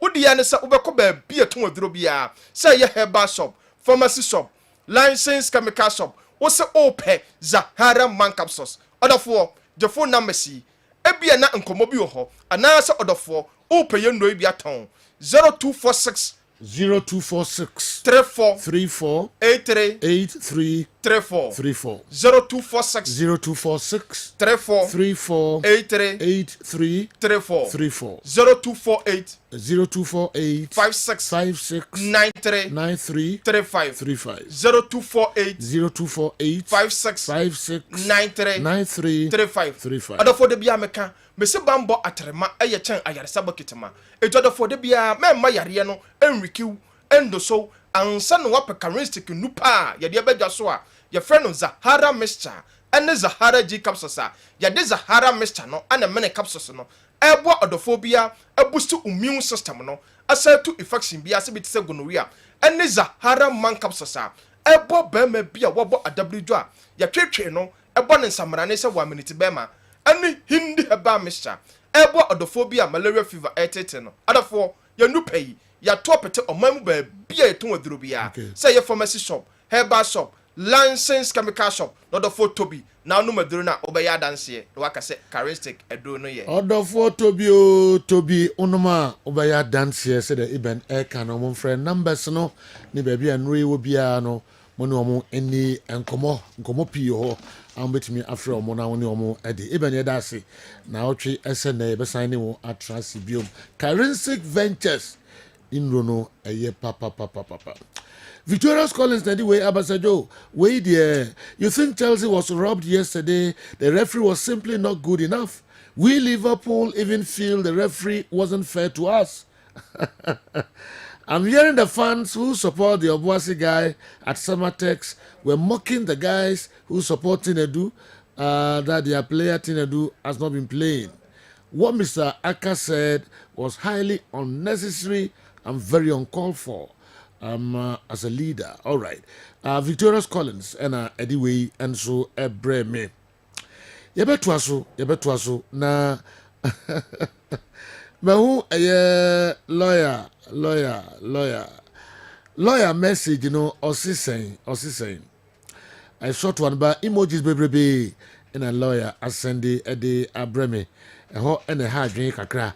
Hey, say Hurupa lawyer to me who nipa Chelsea just played the ball, but Liverpool was technical. We should have been given 2 penalties and it should have ended with 10 men. Oh, Simini. Na emojis you know na with the influence here. La kambuafu ede aba enono. Okay. I still don't understand the whole incident. And we need to condemn any act of vandalism. As until the end of the game yesterday, we have no issue whatsoever with Samatex. Leaders of both sides mustn't be quick in judging, but rather support any form of investigations. What will trigger supporters who were in their bus going back home in a happy mood because their idol team had won, vandalize their own bus? What will make supporters attack an away team bus when there is no issue? Much needs to be done on this instead of quick judgment. Ni dakun and so asamaudi abreye and no. All right. Joe, the fight started with our Samatex. Samatex got into it accidentally. They should understand. No cause for alarm, please. Samatex. James Kunjiti more the Eba and no. As far as Kumasi Sante Kotoko is playing at home at Obuasi, if the attack had happened at the stadium, Kumasi Sante Kotoko fans will have been responsible. It's the responsibility of Kotoko to investigate, and find who was behind this kind of violence. MC Malik and so dia Wamayensa Aka and no. All right. Yeah, to also the Amamo Kessben television. Kessben 3.3, Kessben 2.9, Accra. Abidance catering services. Meaning say mo de ato Kessben mo here live. Baby mo bia yedamasipa yankopon insiram. Especially sweet abido. Diane sofuma na pai. Monkoswa na munti na monhwe Kessben television emre enyina. Awa. Sergio. That is say. Nyame adom Sergio. Say yeah. Nyame adom Sergio. Okay. Nyame adom. Mamintiwe. Now, yeah. Medica can say Kudus Ababe joining the club of those with double figures. Oka Premier League Ghanaian players a feature. Yeah. Sergio yenya a lot of Ghanaian players about Premier League. From Nantes na ba Tony Abu Munina ko Liebenya Michael Essien. But Sergio, of course, Jordan Ayew still leads as Ghana's all-time top scorer in the Premier League. Enwa go now share that Saturday, sorry. Yeah. Amana got 37. Okay. So Sergio, Jordan Ayew mum and the Ghana's all-time top scorer about Premier League uka Ghana players. Tony Abu na onu no lead before say Jordan baba be breaking it no was set and be free. Sunderland move to Al Ain the United Arab Emirates. So as Amajan never 10 and a Kudus ni go now or share against Tottenham Hotspurs over the weekend. No Babeka the list of those with double figures. No, okay. Oka Ghana for more double figures. Premier League. So you can't because Nyame Boa March next year, which is around 5 months from now. Okay. So you mobe tuaba. Okay. Near the next 4 years. Patrice Motsepe wedi kan making a dream so obetwa so say obejina as the president of the Confederations of African Football. Sergio, eno the northern block no, those countries at the northern part of the continent no, meka Algeria, meka Egypt, meka Morocco, meka Tunisia, meka Libya. Sergio, these countries have met yesterday and they've taken a decision say one of Fawzi Lekjar Morocco mo FA president no. Ono eno saye CAF oba omo finance committee Sergio ye chairman. Osaye minister of state at sports. Minister of state ewo Morocco omo mine mu Sergio. So omo say ono ana Rida Abu Hani, former president of the Egyptian Football Association. Sergio Bekaya ono after so mu hosti AFCON 2019 omo ntimi amo modern and a public pressure by Emma ne resign ye. But me no ka say oye an executive member of FIFA Council. Osaye an executive member eba CAF. Okay. So Sergio the northern block no say either one of them and Sergio omo be Emma wakwako challenge Patrice Motsepe for the seat of the CAF presidency no. Ye minim say bia other contenders bet bia by initially na Samuel Eto'o was the name na amanfo ba ebo say ono so why na dwen say obepese obegina e CAF presidency no. So ye keep your eyes on adia e koso na by March 12 next year who are going to be the contestants for the CAF seat no. Sergio, on Saturday, it was a football festival in Dar es Salaam. Okay. It was a Kariako derby. Yeka Kariako derby now, Sergio. That's the topmost fixture between Simba and Yanga. So Sergio, pages more the pictures, you know, and the videos, you know, but know how the numbers were there. Kambo, Sergio, come omumbo voice, you know, kakranang, kamam funti omo commentary. Okay. Yes. Mechi imechangamka, Simba kwenye umiliki tena. Joshua Mutale anakataliwa, mpira unakwenda nje. Ilikuwa ni jaribio la moto sana, wamelipeleka katika lango la Yanga. Kama wamelala hivi Yanga, Joshua Mutale akaipitisha pasi kwenye nafasi. Kosa ambayo ameyafanya yameshindwa kutumika na top scorer wa kikosi cha Yanga. Aya, inaonekana. So it was the topmost fixture the Tanzanian Premier League over the weekend. Yeah. Now, Sergio, check the numbers at the stadium. Sergio, me game no. Oh yeah, national team players in Ebo. Sheyanga, omu goalkeeper, Mali national #1 goalkeeper. Okay. Jigi Diarra.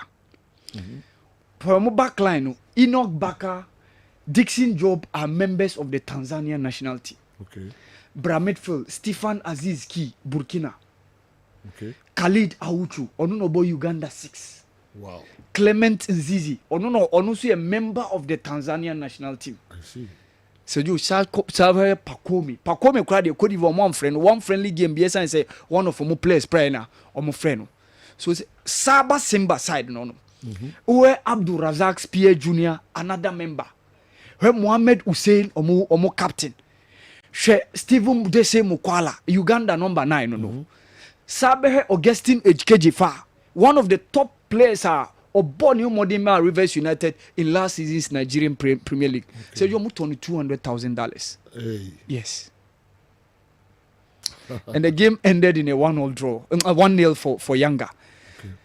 Free kick na Klatos Chama said you last season na or Simba and no across the carpet. Wababe join Yanga. Ono no ball free kick no ama goalkeeper na ntimi and a koye rebound and a Clement boy my koye ungu. So said you this was how it ended 1-0 in favor of Young Africans against Simba. Said you na stadium no was packed. It was jam packed. So those people are more passionate for football. No, honestly, I'm just hoping and pray. Say one day, of clubs, at least, Bakube win a Confederation or Champions League, because all investment or make how or the passion every mo pass. Nipa koyo. Yes, you. Where the top fixture? Where Kotokone has back in the days, you know. Yes. Yes. Me happy say what the back in this. Back in the days, no, said you. Yes. See about numbers when you. When it has a football, was stadium name. David. Yeah. Was it? Yeah. And then Timibo Kotokone has been said na pocket of spaces well. About 30 minutes to the start of the game. Na stadium spaces be pretty well. Kwa the whole two teams and a boy. Our players in a national team players. Send your way more. Yes. Very attractive the Panko. Very attractive. So they pay well. They are able to say your team saying a bit me a top player $200,000 right now. Oh Ghana. That's it, said you. $200,000. But Alex Asamoah was bought at Kotoko around that time. During that time, with that figure. But I want to mean yet. And I see what those Tanzanians are doing. But consistently, every year, there will be home clubs. And he said they already can born national team players. And they were. Well, so said that was how it ended. Quickly, young Ghanaian players abroad over the weekend. Said you match goals and a record here. In the Premier League, quickly, young Mohamed Kudus, Nego, Emma West Ham, even though unfortunately, after say share goal, no. He had a red card. He was shown a red card following the altercation with Mickey Van de Ven. It was so unfortunate. So the indication I mean, say I likely some man further matches ban. Okay. Brandon Hana Dream. Yeah, Hana. Yes. The guy provoked him. Yes. And the reaction, no, NMA, I don't know. Yeah. So originally, no referee felt say. Omo attacking into Oman yellow. Yeah. But Coco here no. VR no. Coco VR. No, yes. No, who say you sue both France na de pim no. Yeah. No, it was so unfortunate. So sad, but that was it. Sergio young La Liga, young Inaki William brace our mind. Sergio, that was also refreshing for Inaki William. Omone and the team Atletico Bilbao against Espanyol. Yeah. They won by 4-1. Okay. And he scored. And he goes, back in 28 minutes, back in 30th minutes. Yeah. Just 2 minutes per and a dantem in between two goals now, and clearly who say or bought to a well-rehearsed pattern. But Sergio Inaki, or pass and the confidence in all of a sudden apart from Kra. Original Black Stars game on to me, but how control games, what me change, what me making moves. And I think say one of the things are a hard in power. Sergio Jensen Germany. Ransford Yeboah was also on target for Hamburg. Ewo omo 3-1 win omunyaye over Magdeburg in the 5th minute of the game. Early part of the game now, Ransford Yeboah Königsdorfer eshe ni go no edema Hamburg in their 3-1 winner omunyaye over the weekend. So Sergio and also one of the things omobe twegu. Sergio quickly so another one is Ibrahim Osman. Yeah, Ransford Yeboah go no na twegu no. So he scored the first goal of the game. So it was in the 5th minute of that game no ekoso. Sergio in Netherlands, Ibrahim Osman, Brighton and Hove Albion player Omokoton from Nordirland, and Omodina Malone to Feyenoord. Also the club Feyenoord this weekend against Go Ahead Eagles. The Dutch Eredivisie. Ibrahim Osman was also on target. That's in the first goal. Oshe Edemand Klaba or Bo or loan. Momo. There's this youngster friend Edmond Beidou. Sergio. and also joined Red Bull Salzburg. Okay. Yes, and also he was on target in the first goal. Or more under 19 team said you. Where in the first game or one man promotion said on mebo e momo ewo or main team no. Okay. And around 80 something minutes and or share that goal no. So Edmond Bay do go no. That was the match winner. It was 1-1. So ni go no and a mamo enyaye. Babaraman was also on target for the team PAOK Thessaloniki, but game no end in a 1-1 draw. And then Babaraman was on target for the team PAOK Thessaloniki, the Greek league now. Okay. Over the weekend. Babaraman. Yeah, Babaraman. Okay. Yes, he was on target. No. Prince Edu Kwabna, formerly of Bichem United, say you. Me can say Victoria Plazen, Czech Republic, team no. Okay. Now one of the teams be Ukraine and a Victoria Plazen for no Akwakotono. So this weekend they won 3-1 against Benik Ostrava.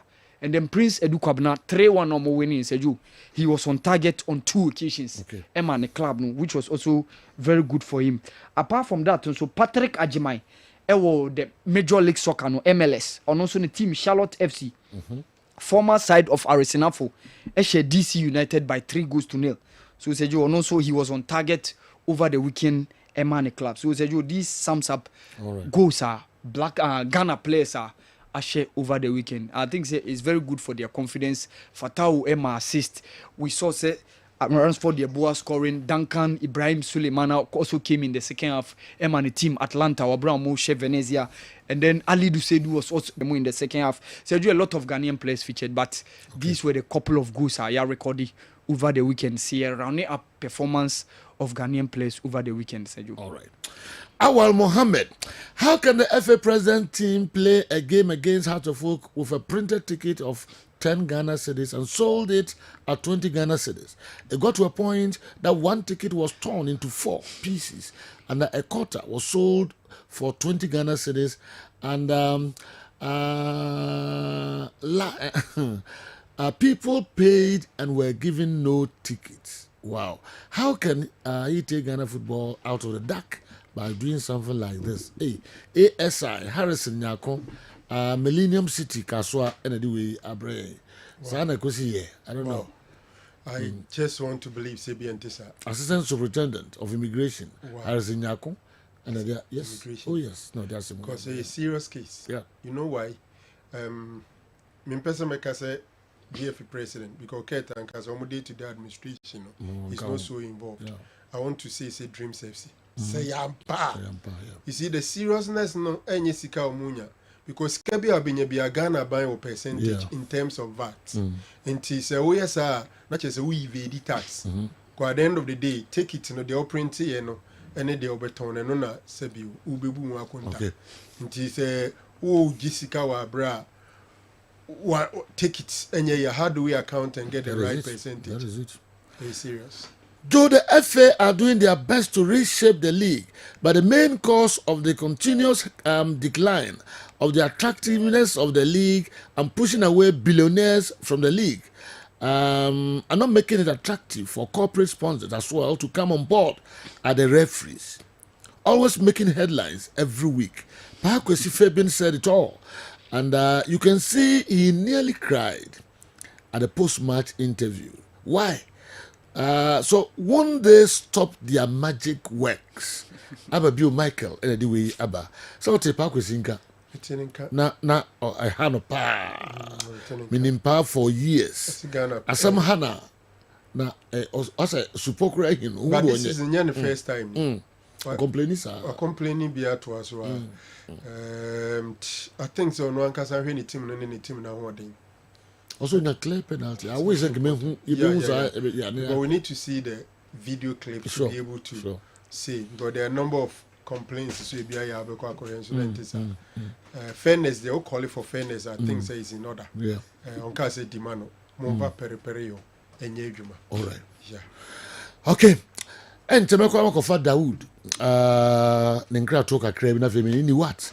And so Eddie and Komo Ewahaneato. I won't claim to know the root cause of the attack on Samatex United at Obuasi. But regardless of the reason, I think it was very useless. It was a very useless act. I enjoyed the highly technical and tactical discipline and performance of Asante Kotoko defense yesterday, and we needed to discuss it extensively and applaud Coach Ogum. Unfortunately, the whole argument has been diverted into discussing some hooligans. But I think some people were planted to cause problems so that Kumasi Asante Kotoko will be moved from Obuasi to another venue. Moving forward, the IMC of Asante Kotoko should get some fans to play the role of watchdogs for them. DD, Akmadan Senior High School. Enra, Ubie Kamfo Asante Kotoko back 3. Yeah. Now more a boy, you know. Uguma reverted to back 3. Yes. Samba, Ablo, and Blay. General, it was Wednesday. Yes. And I'm catching yes. Yeah. Yes. Now. Yeah, Thursday.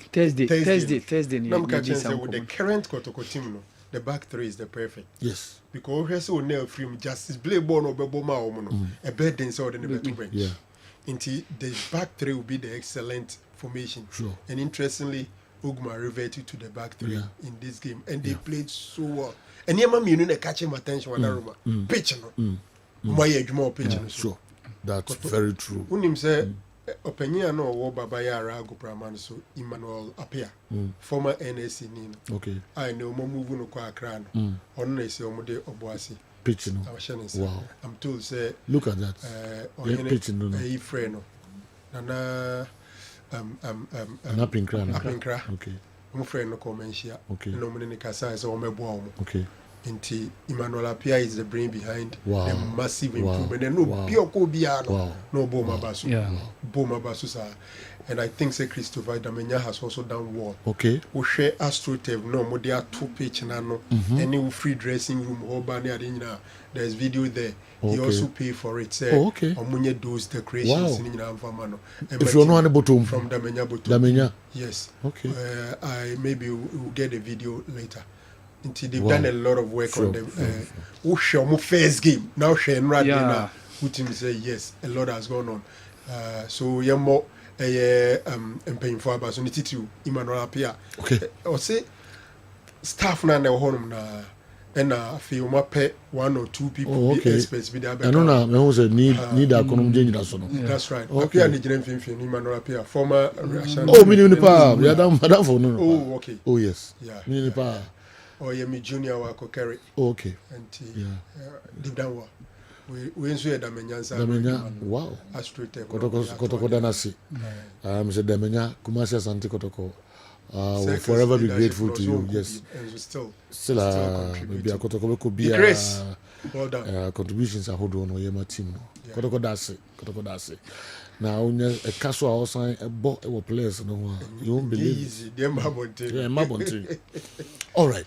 And tell me what's up. Videos now, they abandoning now, so you be narrow now, so branch pages. You know, Monkasante pages.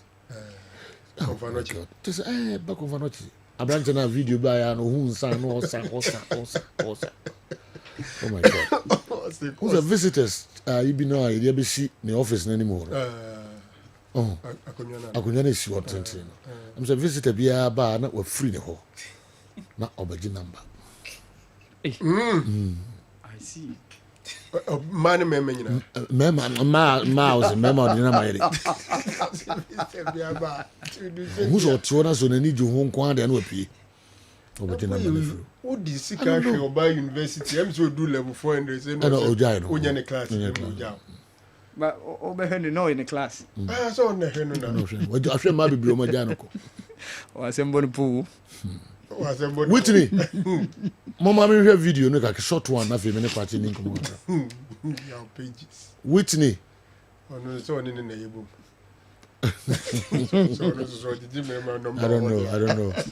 I don't know. Whitney, Mama, share your pages. Our code in a whole numbers, no. So me ba, okay, quite a better say. Okay, I'll see our pages, alcohol son in some. Pages is holding the picture. Hey, Omanema. No. Dinaro, Miami Beko. Ninsakitwa. Quite the Casa. Miami Beko control. Na me ba ma be show video na all the jinko for numbers. E wa kunya no so no. Me kwa bazia. Kwati say ohun eye ni one scientific hospital in normal AD enkomo kakra. Ewi a na fe ye da ka nyina enso abeto amoso. Maminti we. Dey na the brain. Me da say abusuafo ni what scientific hospital na ye ni mo hie na Yewo Kumase Atonsu Monaco Junction Kumase Atonsu Monaco Junction ni Adansura Bank no na edie ni hwe na enkran so yo mile 7 na Chimota mile 7 ben Janet Corner dan no me pacho ebi na ye pressure na ha wo a stroke na aka wato form na ebi diabetes obu onu ma na ye ulcer anasa wo ne hwan modin awarefo okasa na pampan boni de akire halitosis obu onso abehwe na ne na asehye no bu onso after 40 50 60 kono na ona asehye pass e de asi jama na ona asi atata na ye otitriti onsa otitriti a eye ni what scientific hospital ba ye behwe ni pomasi bre enso e de ama me pacho ba fiber de how ana namu san de no akote e bema ukọ private na enzufita bi fro bema no ba eye ni what scientific hospital ba mfidie nwaso bia wo hwe o TV ni so no ene ye de yi omu adwuma na ya de bia ba bia hinta bia no ye hu na afie de ne pomasi bre enso e de ama number no ne hia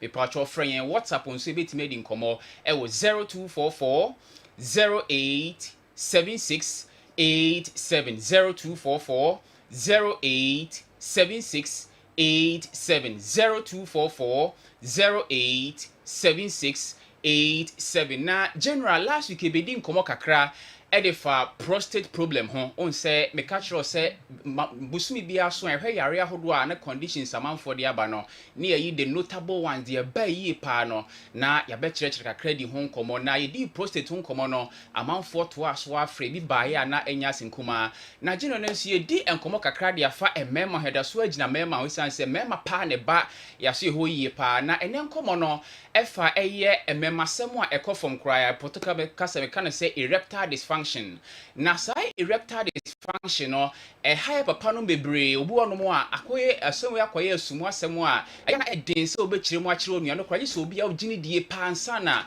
watimi aka chense bia me mema asem wo fom ana me be mentimi nsore na bia moa bia na asa kwanche bia onua ne be ma wono onso watimi etusu sa na general erectile dysfunction ya cases e ba ye hodom dodo no ano ye hu ne fare ban na ne bedi hu komo kakra na general ka se erectile dysfunction na ene se bema wa hoɔden wɔ mpam wo bema nankasa no se ahoɔden ba mu amenatimi agina so bra wa hu oba na wa hu ho kafo a opese oni hie mu e wɔ mpam no obi wɔ no ma edi kankasa ne bema no kra ensɔre kra ɛna ebi a watimi ene oba hie mu ɛna obi wɔ so ne bema ne timi sɔre enso sɔre a enyina so nche obu ase body call ne yire ho ano ehyemu ana adwo ɛna obu won so a onya feeling onya tenka no se empo one oba enye de ehyemu bra ne yire ana oba da ne nchen no onya saa tenka ne sense ono ankasa no psychologically no ye down esense bia ne bema ne nsɔre ana bia sɔre no de call oba ho ana adwo nti no ono ankasa emotionally no oye down to onya tenka no onya feeling se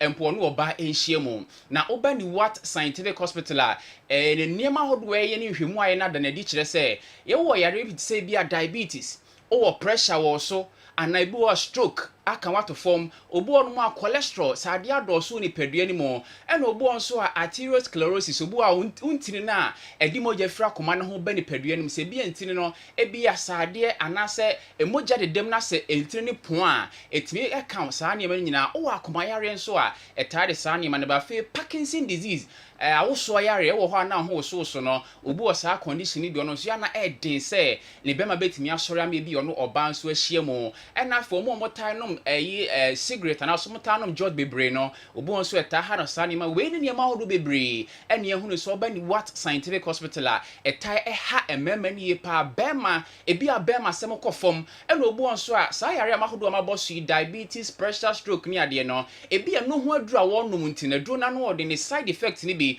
ene se be wekin mema sem no bi an se duro ni bi wonum a eya na no odin yi pa to ba ni what scientific hospital a ye de mfidie nwaso na esan hwemu we nyina nyinaa na ma yehu muaye ene anu yi a esefata se dem obu onso a na emotionally no oye down ebia efie problem ne yire tete no ene ade ana obu onso abehum ne bia stress adwuma wa ne brewo mu ne ade obefiri adwuma kra beba no na kyese ne body na kasa bra ebia ne yire kra ne ho kan ni da ne nkyɛn a onya sa feeling ni se bi one ne yire no enkoye sa bibisa ena mental problem bu a mentally oye down and so onya fit mentally bi adwum ho akakra ne ade a ne nyina so tai ka ho na mema eya na wekin ye mema semo a emma ye kompo no se ye ne yire be hie mu e wo mpamu no enti sa problem we ade a eba ni what scientific hospital pa ye no e na epesi edi ho komo kakra na enu ni anwa hodo bi etimi sasa yade we nyina no ye ne Dr. Paul ha ye be di ho komo kakra number no ye 0244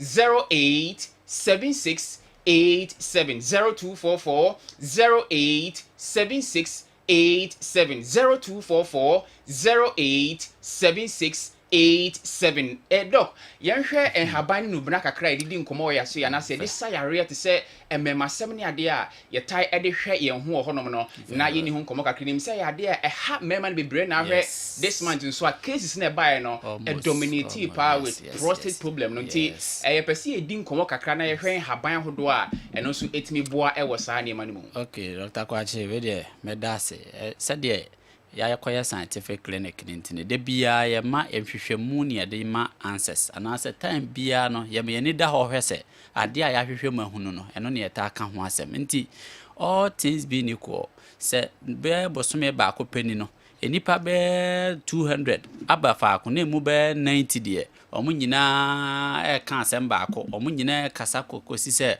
omu me masem okofom a na ne wose yenya ho abotre na yenya nchechemu de ma tiefuo nyina na omu ni ba omu ho se first of all bra ni what ne yenya checkups anase yenya nhwehwemu mapama ye ma wi a ni ahya asese ye kire wo se da bi ene enema bi na enkoyi one basic thing a me hu ye se nipa dodo na hia aduane duro bi ba ko vitamin A nipa dodo na lack vitamin A pa especially mema no na vitamin A na wo lack na apart from no nipa dodo na lack ade bi efe no chlorogenic acid dodo na mema dodo na lack chlorogenic acid pa no ma dwene nkoso ti vitamin A chlorogenic acid vitamin C se nuane nure mema dodo na lack na do you know something nipa dodo na hu ne se ya ka vitamin C mo ne vitamin A mu na dodo na ani akwakosi carrot mo so ne jene mo no o ma dwene ni o ma ka no so ene ye bedi nkoma ma wani age ade ba ko a ebenye pa etimi ma mema sem ye strong ba ko pa ye kontomire ene ni nua menken ma na se menken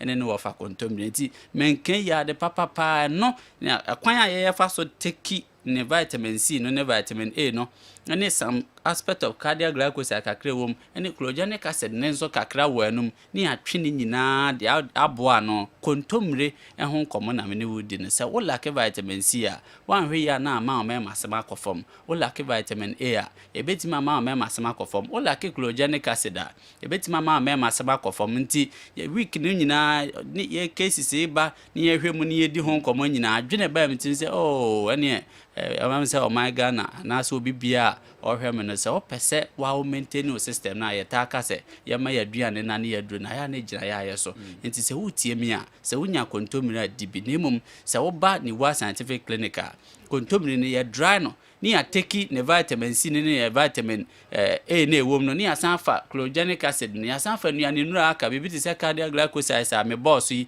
ene nuane nuro foforo bi aka wom no ni ya teki ni nyina se ye be ye ne syrup si ebe no se tablet si ebe se de ebe ni bia na ye de ama bi wo ho a ye distillation ti ye nya nuane ndo na ye nya na crogin fi bia nim na ye de akọ system no me ka obi bia wo fie se wo ye obi a wo kidney problem a ya ntan yusi kontomire pi eno na ma ye san dance no wo ye obi a kidney problem en yusu kontomire pi kontani bibia friend no calcium oxalate dose wo bibia o kidney problem wan hwe ana ne kidney no asan ha no kra nti wo obi a woyɛ sickling woyɛ ss sickle cell anemic ɛwɔ mu a mepakyɛ wontaa nni kontomire saa nso na woyɛ obi a wɔ kidney problem a wɔn nso ani kontomire nti woba ni wata yɛakyerɛkyerɛ wei nyinaa wie no ne yɛakyerɛkyerɛ deɛ ɔwɔ sɛ wodi ɛbɛboa wo yɛwie a ne yɛadraw attention to aduro papa a ɛwɔ sɛ ɔfa call system no doctor adeɛ baako a mepɛ sɛ mesa kae yɛ nyinaa ne sɛ ɛba apɔmuden paa ho apɔmuden about 90%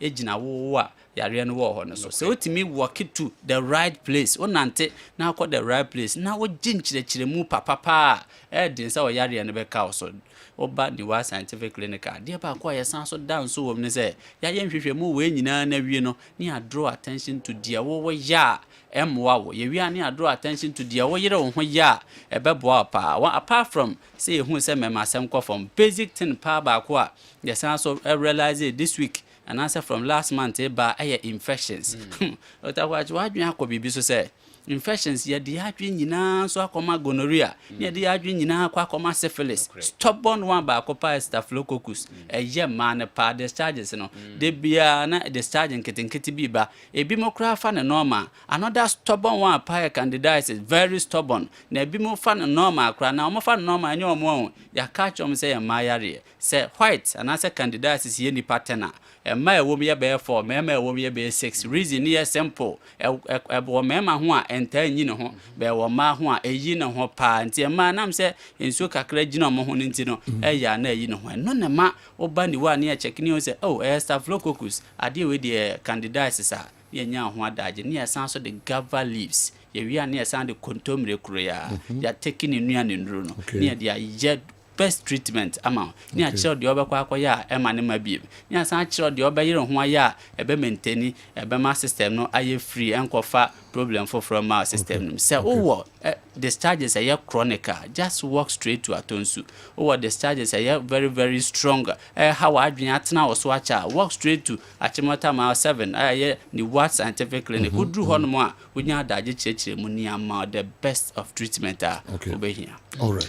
General T, your numbers in location here, a Juma free, Juada, Edikusi, a Damimenda, Mondays to Saturdays, wait me and both Kumasi Akrenina, Kumasi or Atonsu, Monaco Junction, Atonsu, Monaco Junction, near Dansura Bank, Canadian, and our crowns mile 7, Achimota mile 7, and once you been Janet Corner, Mepacho, Ebia Osa Neha war, Typhoid Neha war, or Hanana Shishoana, so Johnson 10 Temoda, or Johnson 5-6 times, and Sana Diachin, I said, Share Neha war pressure, stroke account to form, and I say a ma fibroid, Tiama, a war while the doctor say, in so better town Kusia Moba, a ma war while day, and also boo on one. Say Nemus idea no akote se ne akana ni what scientific hospital ba benya brania da jenwa din komo na ne edro no nyina na ya no ana se ya process ya bibia wie de ma wo ebi won ma se de meka no ye de mind the raw state na wanka so akonoa wanka so akoyan wanka so akoyen se robe no na boa kine bi no wanka sa ofia on sabi timi aka bie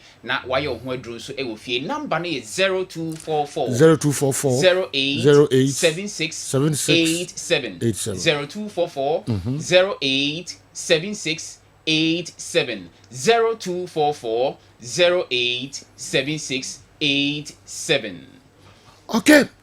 Yabeda mwasi ye papa Dr. Paul and afi kwache ni what scientific herbal hospital munkamwe na endupa eho Dr. Paul yabeda sipa nume shakwa witri muno mesra mumfre na mofra obagye so na de hamu bia no so one mo edi enkobo ye to so de amamo Kessben 3.3 live on Kessben television emra so say mo videos kakra mo de abano yetie eno so kakra na fe Newton Latte Marijata enso ha na odene de no abre obehwe Kumasi Santi Kotoko ene Samates game na ekoso ewo eye boase no Brekum Chelsea FC's Steven Amankona has found the scoring boot and all must watch out. All right, good morning to Madam Juliana Pedeco, Deputy Director General of SNITS in charge of operations and benefits, and of a CEO of Miladi Hotel. Also, Uncle Joseph Echa Munina. All right. Meja de Diho Anefi Sunyai Zongo. Where is this man now? He doesn't talk nowadays. But this is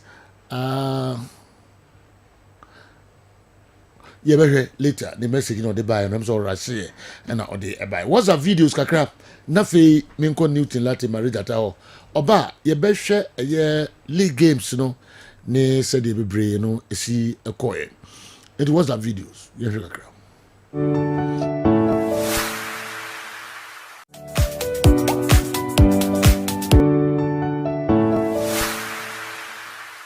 Good morning, Sergio. We are Kwambo Achim, Kasafi, Koma Francho. What am I doing? Last time players, strikers, almost all of them are actually good. Our weekend here, various league centers. I mean, besides, the coach in Nyadia and what we use to Muya, na say, Wapaya, and now, because Jordan Shay, Inaki Shay, Kudu Shay. Omo strike man bi ahye ti boy chi na ebo abura na na pese mi fu na abo apaya na coach na body ball form that was. Good morning, Sejo. Sejo, your friend me Jan Emmanuel. Dodo na friend me Ululu. Me kasa free Atebebu. Sejo. Sejo, ebeda Asante Kotoko for ase. Ewo Jumaso a players Jumaso odi ma ye supporters. Yeni hwio mo weni ma yesi ya na ye ni age na de ebe sro mo ba ko a ne se one goal project no aya doso because we share one na te a abe 1-1 na no nti de ebe sro mo ne se goal no omunyire omo ho na omo nhye bi nka ho de ebe sre prosper na te ugum se omo mode na wonye strikers no ho adwuma na omo ntimi nhye mo goal emaye de ebe sre no Beni nyina achi no yeda omo ase Sejo mechia Master Kudu TV repeller Atebebu. Bye bye. Sejo, good morning. I hope say radiadum obia ho ye. Efre me mensa. Kumase na metie de na sumprempre me kasa free wanchi. Adwuma de ma bepia. Nema ba ku mienu bi na ekire ma adwe na me pese mo boy Sejo. Me pese me hu se since Ketekreku administration by a Mokaso Muntimene, Akwasi Apia, and Yaduma be me in the fruit. Coaches are hold my form way saying. And now more performance no mumu be etimini Akwasi Apia the Aya Pana. And a two, I am who say Bruni, white man, tintin, Tibiano, the Blasters, Chimnechi, or Wapa or height. Me person me musa say, Nijuma dia o di ma blaster team no air din. And up I mean, some you know, me person me bisano. Damasi. Sejo, good morning. About what I want to say. When you say the matter Roma will be a way. Me patro, me question me busan say.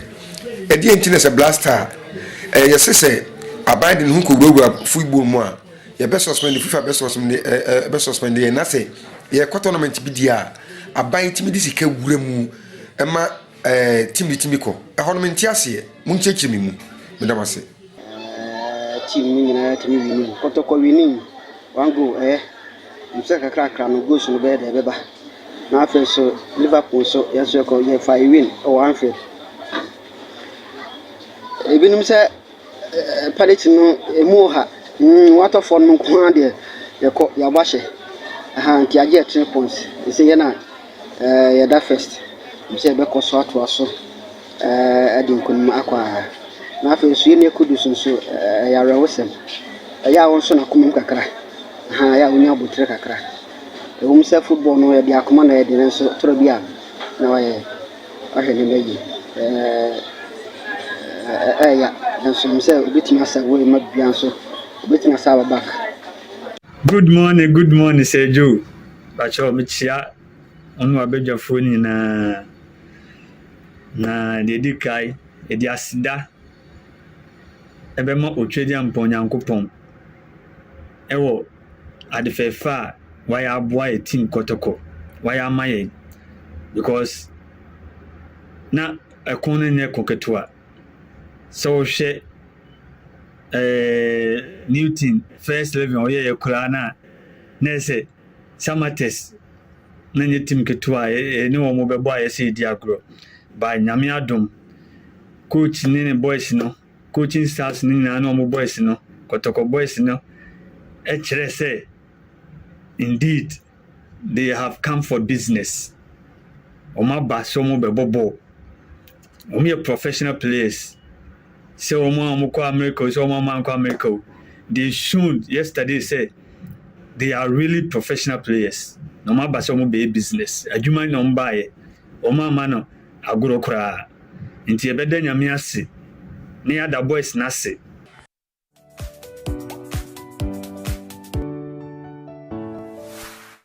Okay, yɛde ɛno nso ɛbɛsia na afei yɛakɔ Newton Latte marriage ata hɔ quickly na yɛakɔ head ɔno nso ɛde ɛbrɛ yɛ Choba Enterprise Choba Enterprise Adum PZ Kwame Choba nso ɛmfa show yi ɛni agorɔ Choba mekyia wa nɔpa yi papa Kwame Choba of Choba Enterprise Adum PZ ɔsan so ɛwɔ Rich Kifit Club.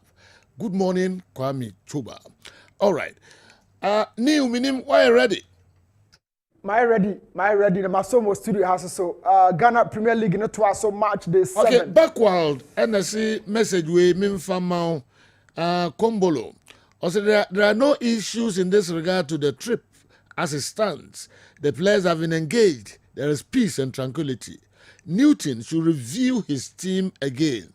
Though our players are finding their our cohesion. But what was so special about this Summertex team?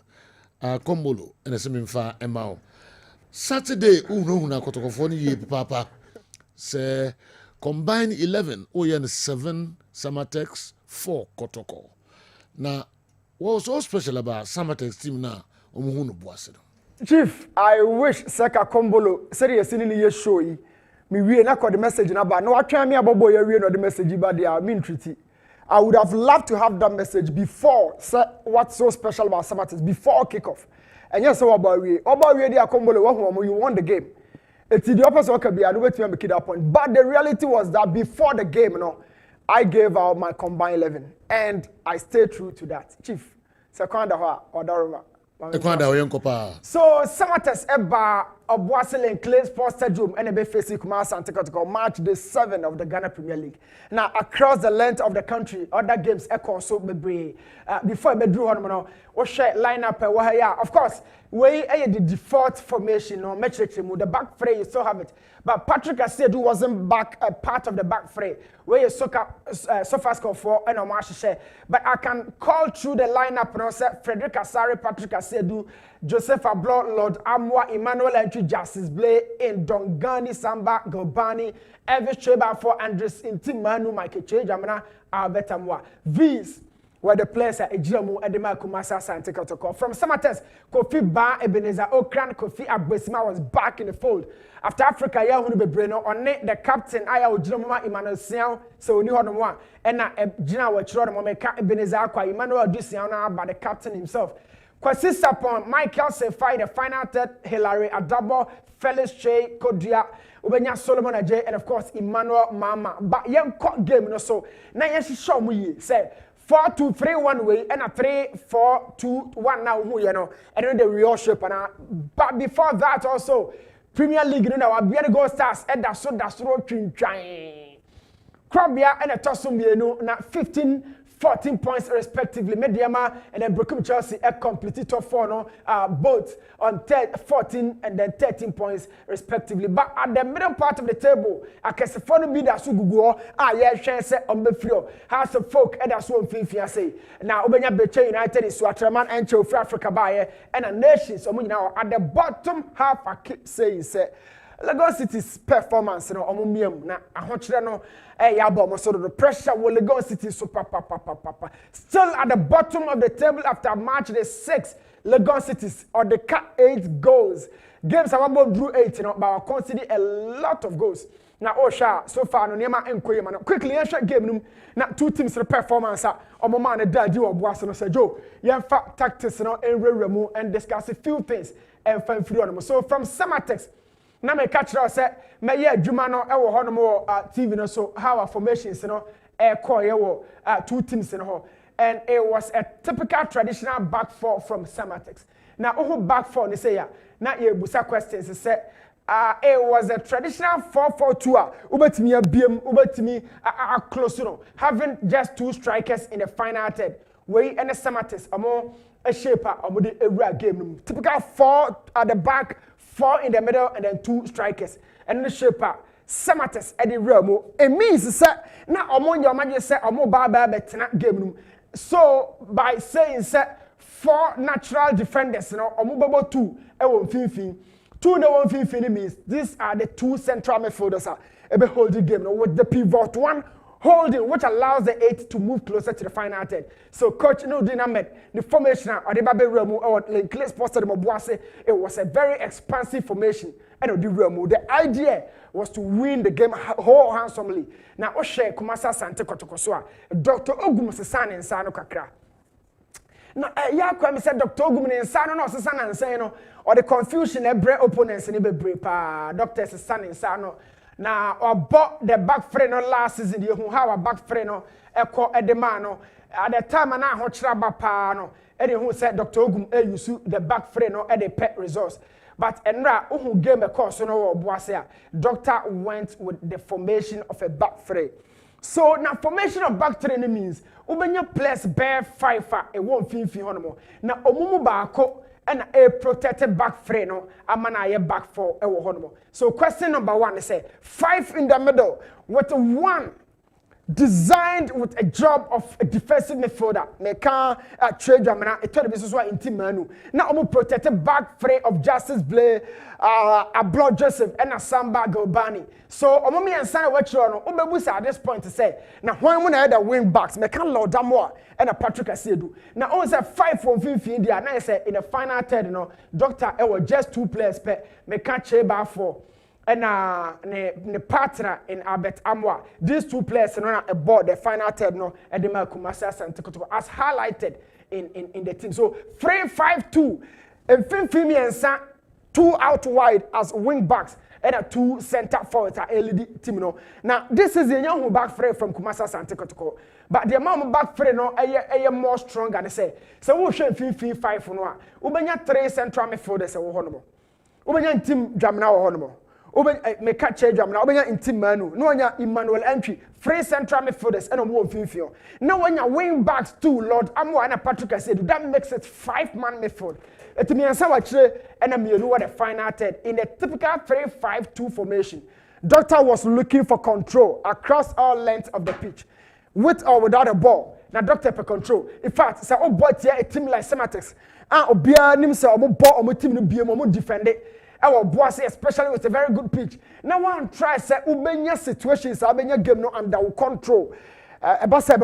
We've seen teams about boss even though Kotoko could do some very good score.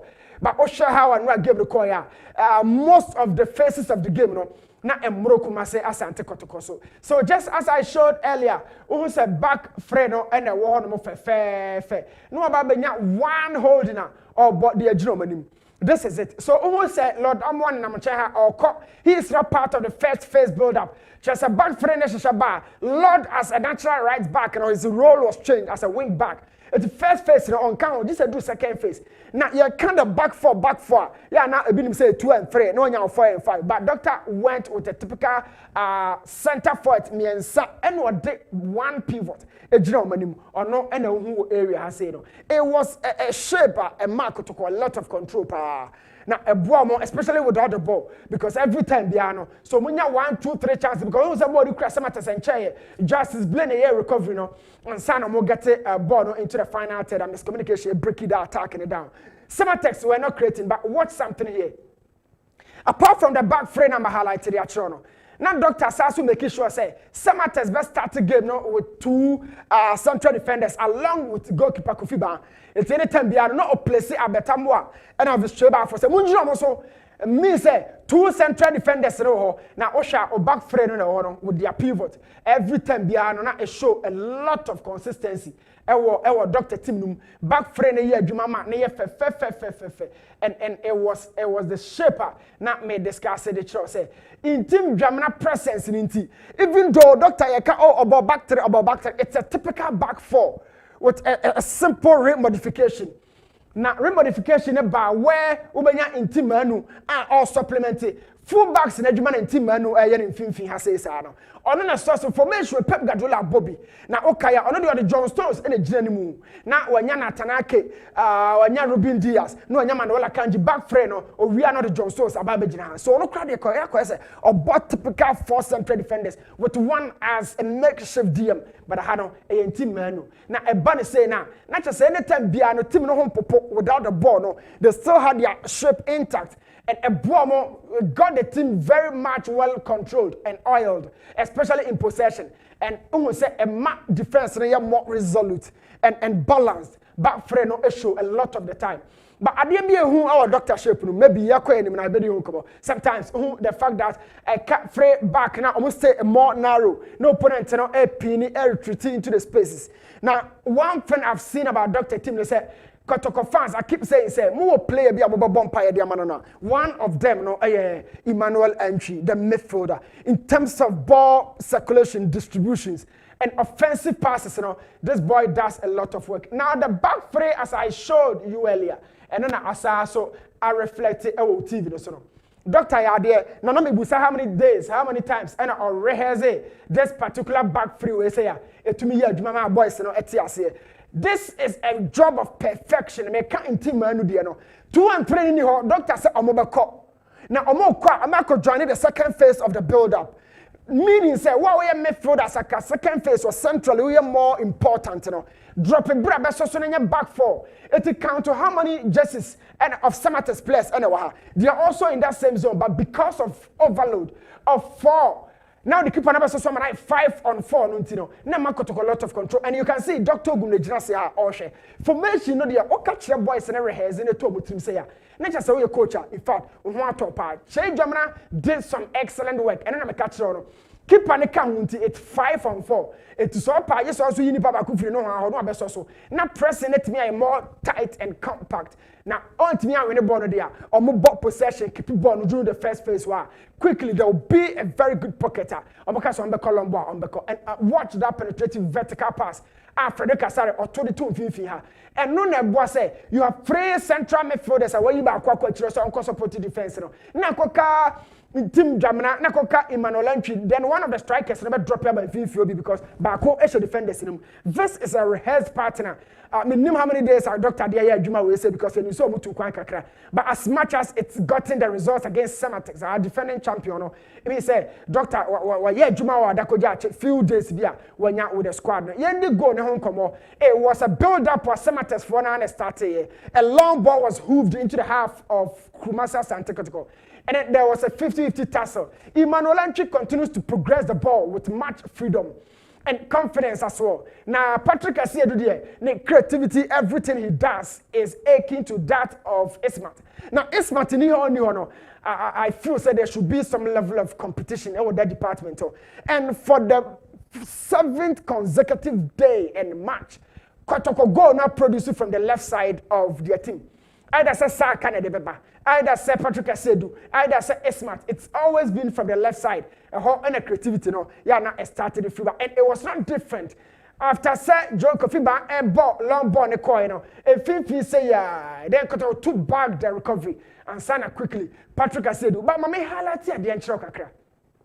Yeah, but players in you are more one important member of the build-up and might go to buy it. Now Patrick Asedu, not all position be. And Sana born eba bedini or created this beautiful assist. Edema Kumase Asante Kotoko at the body tumor. And look, I bet Amwade when you know said he's a key man for Kumasa Sante Kotoko. Emmanuel Entry, where you know as one of the key players for Kumasa Sante Kotoko. Who adds up to that fold? Sakada there who can crowd with me. Peter Midwaka form in Massa. This is a season I couldn't find some league, sometimes when you results with that performance. But I love the fact what Patrick Asedu here. He is a wing back, just a 3-back, another Dr. Yusunu in a setting roller. Just say, yeah, first face now, Oniho, at the left back, yeah, no deep, wing back, and this is Patrick Asedu. It's one of the creative goal at the man, Doctor. One, what I've seen about this Dr. Tim, they say, to be placing more players in the midfield. And so your team naka so babo in Fifi said that matters for church idea. Kumasa Santigoto will really put more pressure in you. And a bassa won't be for one in Tremo and they keep the pressure so high. And I keep saying, say, Emmanuel entry there. Now, one thing I can't about me defenders, you know, the concentration, awareness, and everything. Osha 2 strikers, yeah. Ejira homa abet amwa edebo no to net na. Before mobile box you can understand the fact that 2 players in no money baby and Albert Efriba. It happened. Now watch them. This is Albert Amwa. So Joe, come on, you dinner striker in here. Now striker biana or bar. You know, say go na or be pashe. So I keep asking 2 central defenders in Kofi Besima or Hasebi and Ebenezer so happy. Who is taking care of the striker? Already it is 1-on-1 at the left side channel of the Kotoko attack. Our ball the crap Patrick Asiedu. So 1-on-1 means upper coin be other ball inside accurate. 2 Usha TV so who Kotoko player be our apart from these 2. It is a will be our Jinan home. Obama Asudie and also Obama responsibility. It has to be the striker. But I'm asking this question. Number 1, defenders in me no omo share Patrick Asiedu and the right back in the ABC. And now they also aware say Albert Amwa was situation no on the bed the key receiver for this ball. It's 3 against 2. But Kotoko scored from this situation. Now I keep asking again, say the concentration of these defenders, you know, Kofi Besima but he doesn't exist. On this striker in the Jirao, body turned to ya, no show signs of frustration. As if like I'm blockable on one show. But every goal is conceded sequentially. This is it. 2 players in the money. One striker and econo. There's no worry. It is 1-on-1 in the channel. But then what is really happening here? I have only 1 striker per out Dramon chain. Kofi Besima is here. Ebenezer Akwa is here. It is 1-on-1. Born in your box room. And they are necessary. There are a lot of things I want feel the not you. But the you who not necessary you man and the dorsal. You who block, you who interception, you who clearances, you who all of that, you who tackle. But can you see concentration? Can you see awareness? Can you see organization? These are things that are put into practical and so where is the concentration and your awareness? Where is the organization? We can't see that, but you need to act. Kofi Besima, you are here. The striker is just close to your domineering zone. What have you done to keep him under your control? But Albert Dojaho, he put his body in the midst of the defenders, hoping and waiting. 1-on-1, why can't you block the ball? It's so easy to concede in such circumstances. Show greater level of concentration. Ebenezer Akwa from Africa na no ya na obaye. What the Kofi Besima partner there, e pressure him, but kudos to the striker. Me per striker or the whole defenders mu. I love that attitude from the young chap. But you know, Samatas also got some few chances. In fact, we got 10 Edema Kumasa Sante Kotoko. At some point, I felt say Samatas say utiminya 1 or 2 goals be. But when in somewhere command Dr. Ogum or dry na aye bibi hono. Was it offside? Was it offside? These are all questions. Credit to Refikala. Refikala say we a peanut. Oh say na in Sawosro na Dr. Ogum got furious. Na we brutal. Say esesebo on the toilet. But Dr. Abutre. But be a camera and angle ni jiran be na doc well huni. So what did you see? Yes, I should be. Na Refikala there. Some of the situations, coaches, referee funny lines, from this angle, you feel say, that is the position of the receiver. Angle way there. Tight. But I'll be giving you another shot. No one will say. He received that ball, and from this angle, it makes it so difficult. Say, Obaje atum se ball indeed, and legal goal. But of course, an American, training show Doctor got so furious. Let's say ball no German tournament, but doc, it told me a super kwama wo. It wasn't a clear decision. A second referee German call. In fact, the player was offside. He was offside. Now, this is the position I'm a person to me was and I say, Joe, made a threat here for. But be a player, what do we all see? Say, or them one answer on them. I mean, watch the last defender. Ebenezer, watch Ebenezer's position. National be a Kotoko player. I mean, what do we all see? It's so evident on your screen. Say, now of them. It's true. And the linesman did some good job. You can see the linesman here. he did some good job say ohun in term but Dr. Yana when you it told be communicated to players and almost so say oh they are being cheated but yeah referee for no he had this kind of protection he was true on goal illegally and a linesman no line 2 no a chain no and I think Refikala you were right so chief when I cast a goal bit to net and share it was an illegal goal into me man engineer on this note I mean Daddy achieve for now the peak okay Newton Latte Marie Jata Yevedasi na madame ho kakra bi abamfa commercials kakra meko eye Dr. Dawood aswe kakra na family ni what nso asoso na yaba bewie e wo studio akuma se Sante Kotoko Regional Circles Council chairman e wa ha ano nso e wa ha yaba sisia na yabedi nkobo Enuanum ni adofo ye frame me Dr. Dawood me na me da Dawood heba hospital ano na enam me so enane Dawood ointment Dawood 360 capsules wodwa manso a ene obi adi hu adanse na duwei edutwem Dawood ointment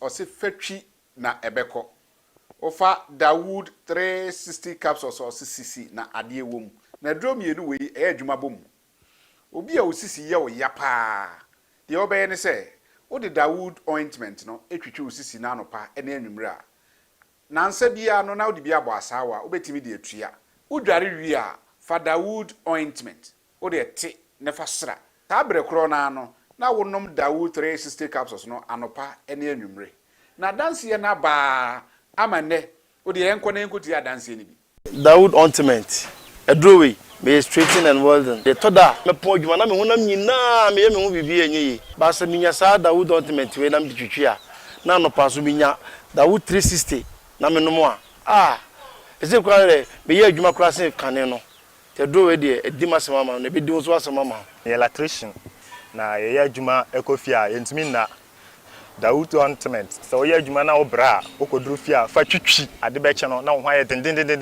Dawood ointment fa twi keke na ebeko dura me yusu mama hode pa ma metimi gba odwuma bibia e kama e ma me ye Dawood 360 capsules and a Dawood ointment o memre we no na do we no so twitwi wa aposo e be ma ya oni nyina afiri o ma de che otimi be gba odwuma Dawood ointment fa twi na ebeko da bia amafo company da wo ka musa akospeda mi secret na nu ani e bugdo na ani Dawood ointment ene papa mi sori anopa mi di twitwi mi sisi achi mi babia he Mentebre secret ni nie.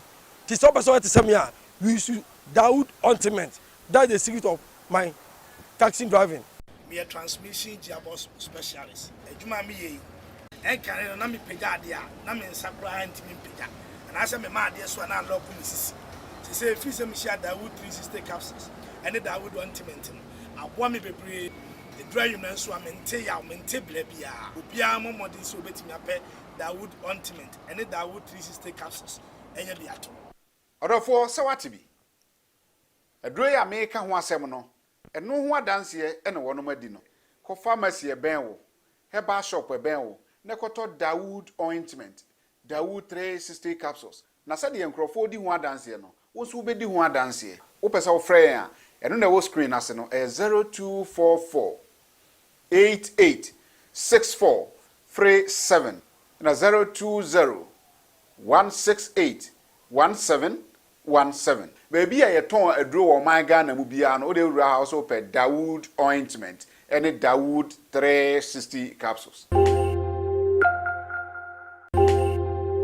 enuanum ni adofo I the Work Scientific Clinic onyankopon adawroma odisa yaresa bia wei abesia nom se obi biara ohaw bia da ne so bia no ayeye yare de onnam yenso na entimi enye de ensa ne yare ebia me no ka sei mi yare na me bebuboso no ebi kura na na mantimi amo yare so oba nyankopon se onnam yenso enam haban so enam mpaibo so ebetimi atu yare na se ama ho ato ebia ode ne ye awosem na ehaw ebia oye bema no entimi sori nyina so kura ansa na bema ne be sori agina so no eye moja ene deko enti se moja entimi ndi afrusa ni ye a bema no entimi nya dey because bema na ye dindindin na eye moja e na afele ni sa ebia me no kasa ne de ode na awu eda ho fom kojo a entimi nsori kura no Nyankopon na me nso ebema na ahaban so amana sori ama oso so ho ato be ne ye meto nchia wo ho bi ebia na oso de ne de odi kobo ania na abesne ko fe ne premature ejaculation oba ebi wo hono kra eye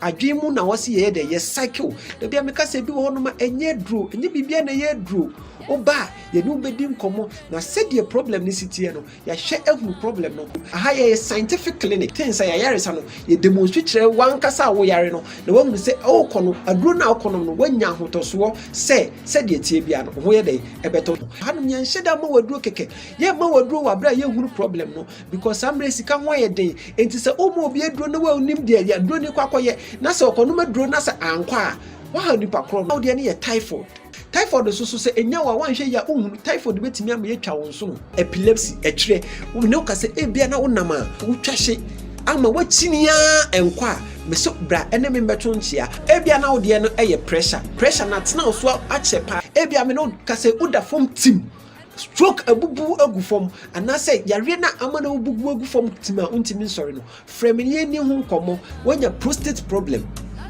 odun so a enyeye anase esi wo prostate cancer na say wo ho crowd person check say o prostate no eye adwuma ya oba ye betimi a check am ebia na wo de ne ye eba na wo pede a Yankopon adom ye betimi adom aboa wo ebia na ma no wo de ne ye fibroid na hawo me no ka say obi wo ho no ma the problem pa ye halitosis o ka sa esenti wo mu pa wo be pie ya so ha no ma ye behwe ba bi e free ba na yetimi de etu ase ama wo ebia wo ko ye so cholesterol cholesterol ebia wo kidney problem wo liver problem me no ka say ye nuama no owo brebebre infections ha omo enam say ye need proper hygienic places a ye jaya na say ye junso na say yinti no say infections nko ade a betimi aba ama ye nso so yetimi atutu ama ho ato ebia na wo de ye bone problem nka say mu na hwo papa ebia na wo de ye ulcer ye betu ase e de ama me no ka say ebia na wo de ye hernia wo de ye diabetes odi ani ye pressure yare bia ha obia no emre ni ntie bia na mentime mu boy yare ni nyina so ni what scientific clinic ma se atonsu ba bia free ba e wo Ghana ha bia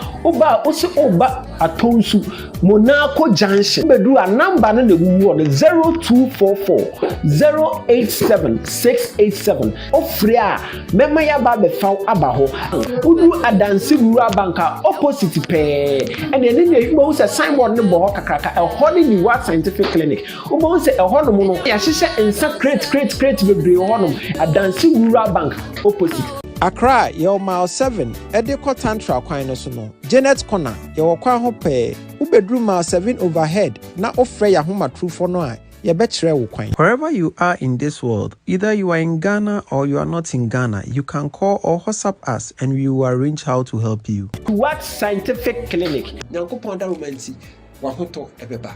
Amen.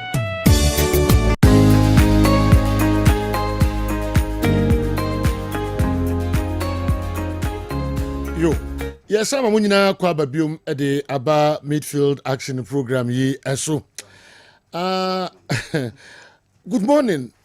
My message in Joe, players and technical team of Asante Kotoko have done so well by winning matches at neutral grounds in Obuasi and hardly do the team concede. Also, the coverage of the Ghana Premier League is so poor. The FA should know that our league is a Premier League, so we shouldn't drop the standards. Kwame Shanghai and anyway, and so Brian. All right, Chairman, any ano bekasa kakra but Naro General the young matches muka crab here. Na fe yema chairman and so kakra into edra. Yeah, General. Yes. Ghana Premier League, I think say gradually you cruise it very well. Oh, in Premier League in many games now, of course, no weekend the games of course were legit to offer Asante Kotoko now offer Hasbuka. You could see the league, it take shape very well. Usually it do that time we are now Asante Kotoko ne Samates defending champions and ne Kotoko continue a big game by all standard and Coach Ogumuhe I'm so I reverted to 3 back. Yeah. the first season, no, and I said last season, no, there was a similar scenario where at a point in time, Kotoko go back to a 3 back. Na no, utim says Samba O'Neill, na hochre ne kakra, because usually we're comfortable as a center back and kasa. But Obono no ball, a blow. Middle, then Justice Blay was comfortable because he's been a row about several times. Makechi, Jamre and Co. We are I think Samates, and so it give you a very good account of themselves. For me, the talking point was the Kotoko Bonnet or Net na Omuje offside. No, from the TV I watched, many other angles, but I felt that the decision from the referees were okay. No, me want to say offside, but maybe there's other angler, men who they are fine. But we are not the free one. For me, everything was okay. Kakra, say a problem. Basa kakra so back no so na medical ma Kotoko penny for no say momum fan sa atra keke. Ade say omutumi trans no mohwehwe mu yi. Say omo supporters ni bi na yesa and na omo to omo free obo ase a say ade be ha omo yi. And season say who crazy world say say o see sa na ma na be distraction no ho kwan. Look, and no as a Kotoko and we are sure that America start to be. But with this victory, the American story, Ako baby. And I think the boys really played well. Albert Amoa is showing there where he's so sharp. Or my memories of Alexa Samoa Makwekwe. Exactly. And my memories of Alexa Samoa Makwekwe. Who showing the height and the sharpness. And then an energy level was something extraordinary. Game in the Bekwe we still not strong. And Kotoko wing backs and those two boys is serious. Oh, he's so sharp also so. And the wing backs from Brekum Chelsea, Lord Amwa, Patrick Essiedu, General, I think say it's good. And that system, I think say be more coaching it dynamics in terms of changing personnel. It's good. House of Hawks, so General, you can has league no mubu against Dreams. Yes, who expect to say be a Hearts being a win, but at the end of the day, Hearts are caught 5 games without defeat. And then bad. 2 wins, 3 draws. At dropping points, but Sheseni has started season now. As the trend said, they are also improving. After beating what do you call it, Young Apostles 2-1, Wenchi. Sako Dreams home, Echo Ball draw, until to go 5 games without defeat for Azurok, it's something and also bet me applaud you for that victory. But Yentiminka, na baby any goal stars 2-0 against Adriana Stars. Adriana is not playing well this season, but for 2-0 there, I think say they've done well. Medical Kawaha, say Parkwesi Fabian and Emranti and Legon Cities, say because so far the entire season Legon Cities is yet to win a game. Or call 8 games without a single victory, and it's so bad. Just 1 point in 8 games. Because Ubetima can referees DNA there, but at the end of the day, someone can someone lift it up more game. So far, General Kamia 3 teams and Omunyan tasty defeat. League is 30. Brekum Chelsea, Asante Kotoko, and Baby Any Gold Stars. Frimpong Manson is doing some work. Friday, no Mekawa say, Omo team no was some experienced guys. Team no na Omabobo no so ache. Yema Manson so nini team no. Yema Mabaso for what they have done. League in progressive very well. Brekum Chelsea. Yes, Brekum Chelsea. 3-1 against Legon Cities. You know, Ghana League in goes in PMO. It is how to me Bonashe 3 goals then it means you have also done very well. In your bra, maybe later, and can you share videos be a PP free or boys? Near tries if we can analyze the videos. But maybe in subsequent games we'll look at those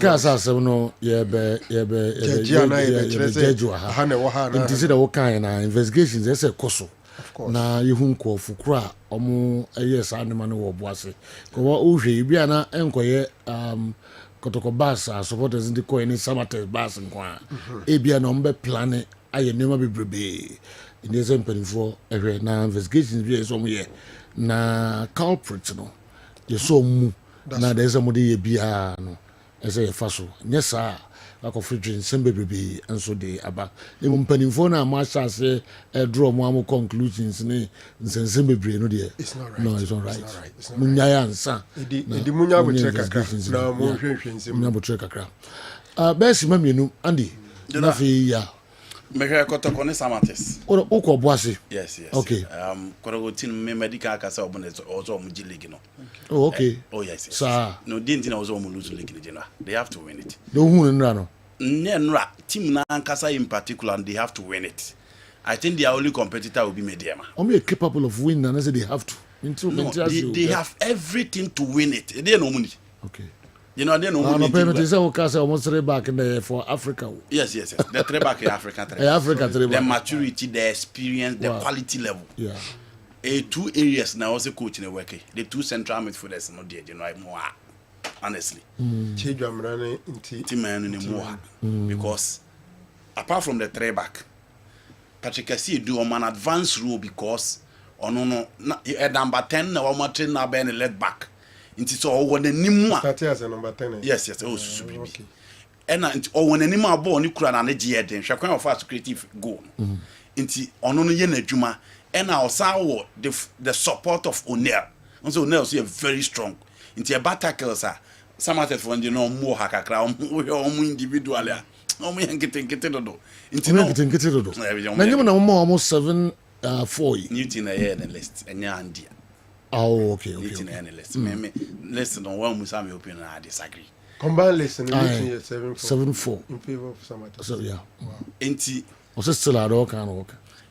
The midfield na also kotokoye ho adwuma because inti manu ene Chijamna the last time they discuss here the crew tie be ma kotoko attackers that drop. And not the same thing I'm koko ho here.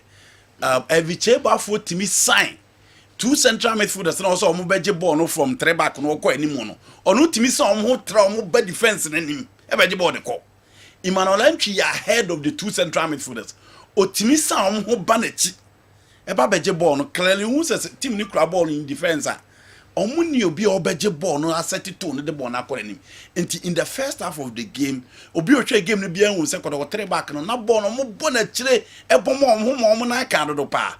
For me that is the area also almost strengthen. And in the second half, no muja game nim kakra. Samates for the boy na omo to nyom friendly bem you know good player. Omo de ne bem no or ball no obeka Hilary adabo no. Na hu so mu kura ball na omo wo confidence obo no so. But the queen no me fa so atra the back line of Kotoko no. Eno na edin. And Kwame Ba for Samates, their goalkeeper also did a very good job. You know, any game I have, but Kotoko show resilience. How much I say also more winning, and exactly idea and no team here. I better monya a second chance in the first half, but you give it to the goalkeeper. Kwame Ba say, go now save you in general. He really did well. It was way. Okay. It was way in other centers. Na results in the Siko any teams in the strength in the table near the Nano. It was so away. Extra time you may know so. Chairman, America cry here now. I'm say a cop. Minimum so one semi break a crowd episode the 2 acre. Yeah. Legend Edicano, I mean, share or have for what you. Okay. Now, men not to support us as a power. For this is attendance very good. Oh, okay. Very good power. We are okay. Oh, yes, yeah, for something be better account. But as compared to last season, I'm say, one outstanding game I born midweek in Ukraine. Here dominate by now. And no time I never started match. No, I see Sena from bat. Americans no nipa be side e buy. Ti boss supporters na so say we to travel all the way from Kumasi. Ni e ko Obuasi. Boss supporters nso aya de pa. Ma gbe chi dem kese ba. Ti that's that kese pa be mom. There no incidents be yeah. After the match. In fact, na some incidents me na me o the Sawa stadium inside. And senior no more. I know they say not Tibas. One Tibas mu. Senior no Papa Glass. Sure. Senior no Tibas mu. But even one day I wait na. Yeah. I say I can't be part. But they see no him say the boss in the legend. Yes. Legend ha gwini ye papa. Say name mu baby Edri. Enyine do ahwe football ah be sine. Na say DStv gba bag na say enye na asem kra. Oh. Na ye tu kwan de bia ko hwe ball na we timi sai na alolo basa ban ka ya ko hai e de be na ohwe e ball ne kuta oba no e ball mo to no say e pavement block omo to bi likra franca o de e che say enye ɛnyɛ fine koraa minim de be asade we say bitimi asi e was etimi si after a football match te say no kan mo start bo nipa bidin e bo me supporters bidin na we ye say we in fact omunjai ye ni akwa case amates akwa case yes akwa case enti once akwa case no somebody call police station. Oh yes, call police station, yes. So na pese ye boss board ya na ni kwa say call police station and we na sa chop na me pa ma dem apa but we call police and call police na let's be I mean we na me kasam no radio so na other radios ma hu sa manfo bi e kasa samates nko bi kasa boys me pese me bo obi edi o support me di we na ye on buy be eno dey enka football. Okay. Yes, as I must see, if it's a pro football, so near police station, I miss what we eat. I see. And Timo Bian Pentamun Boate, or Boate, one we are not attend to do 90 mamma. Timothy Bedasi, wow. I know. Bejo. Utema kasa na obas numbi. Na metimbi. Na say obasi de mekowa na wa uni abra kwa bene ya na de mekoba. Boga lutris. Na dawroma o de mekoba.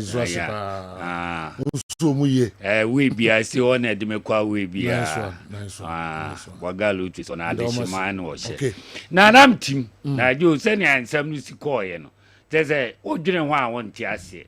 Na ye ka oboasefo asem ya no na ese ebie wo mu enipa bi wo ho a ayese ho no kra ye kɔ no omobo nyuso ebi ni mai wo ma adwen se bi a omomoa e ma ye ntena ho ma no enkoyie be ye besre oboasefo boys ni binom ye wo support wo pa bet ebinom moa say enu ahwe omo eko printy boys t-shirt ni ade ya omde be tie samates omo prayer no echi no anko yama wo mu ninti no e na omo be yes anema no because ye boss ye pone bori bibia nsi ye dinkunim enu aso boys ya boboro ye pama ye ya akoma to ye yam ye de anigye ye be gina ye pon kra ye stay over 30 minutes ansa na boss ni tu tie be dru junction na ko VIP hona ene ehu say ye boys ni bidi dede abegina boss nanim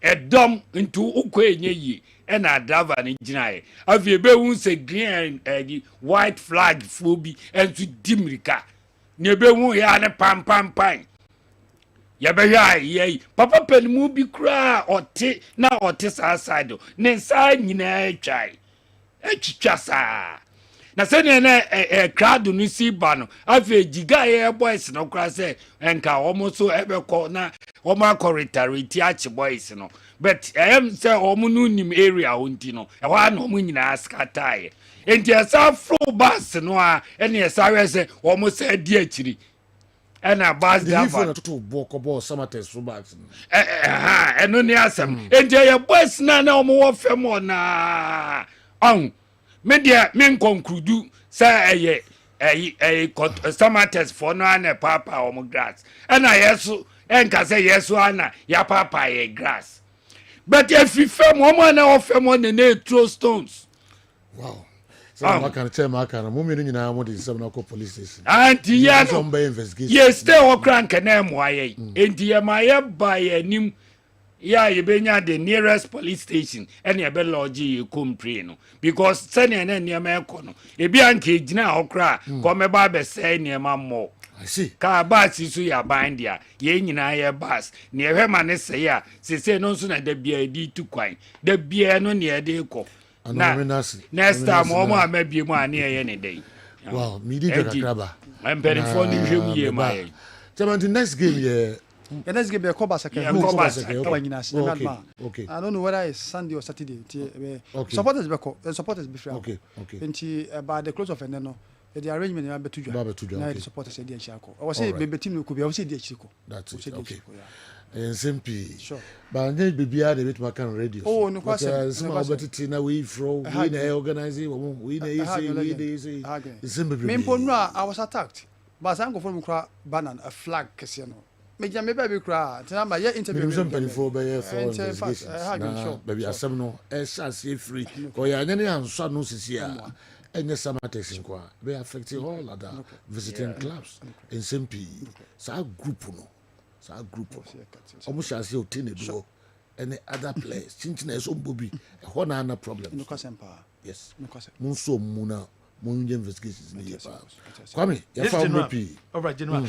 Totina 74 edro papa kope Totina 74 edro ni binom unum Totina 74 ebe support ye papa de dikan ebe boost immune system na yare bia how bia no ebe ti so bia wo kidney problem wo heart problem wo eye problem wo HIV ebe so ano ebe ye ho adwuma ede amount any drug store chemical shop bia benye bia to your number is 0246 073498 Republic Bank a wodu sikasem koda omo a wo sikasem beko ye no eno ne Republic Bank ope dan ato ope car ato ope so to ejapade bi ye beboa amo etimato ne wetua sika ne kakrakra ope credit card ope so investment SME corporate digital or retail banking Jise would any actual Republic Bank any the only banker who business na wo ye no ye besom na aye kese a day amount. Dettol soap and only soap a year a fear beer mu here Dettol soap, hospital beer here Dettol soap, and NASA office beer here Dettol soap, DNT here Dettol soap and say and only soap a Timmy Ekum James I would do a free and sound. Sabre a celebrity a year hand washing weekend. Bomadema Dettol soap no and wo officer, Mamma Bomadin Dettol soap no and wo few and wo baby beer wo piano. Said a beer a colony free scuba, who free a juma, a coffee, ubetima ronsa, ne cum James nina a day amount. Insan with juma breadroom, ya bet show quan bit my faso, no I insan with juma I am, ya bet show quan bit my faso, they will treat a car, and that's what treat forklift. Wait me forklift, excavator, and that's a wheel loader, and that's what be a person a plumbing a juma opportunity no aba a day amount a year 3 days, 3 weeks, and a year sir a year training. Forklift and a chose city chino, excavator and a wheel loader and a plumbing training and a day amount. Open munche mubia number no a 053 404 5169 053 404 5169 offer number way so ya bejoso Asabet travel and tour yes I do go Dubai single we nipa ba ko na pesa okwa 1649 double occupancy 1899 airline ticket hotel every breakfast visa round trip airport transfer desert safari tour marina cuisine half day city tour ni nyina no account bi ene ejo 1649 opemu nchemu bia Asabet our Bantama High Street no building atwemamponi awura bangom no sa building no mu ene ewo your number 0246 603711 offer number we so ye bejo so Dwabewura Bank PLC Dwabewura magedi 40 years no me share foforo e aba say savings account current accounts dachinti investment account shares and now say interest rate interest that loan is our form at the amount fixed deposit account and now say money transfer microfinance ni na so be Dwabewura Bank PLC your branches are wodo ye babo masika semna ko ye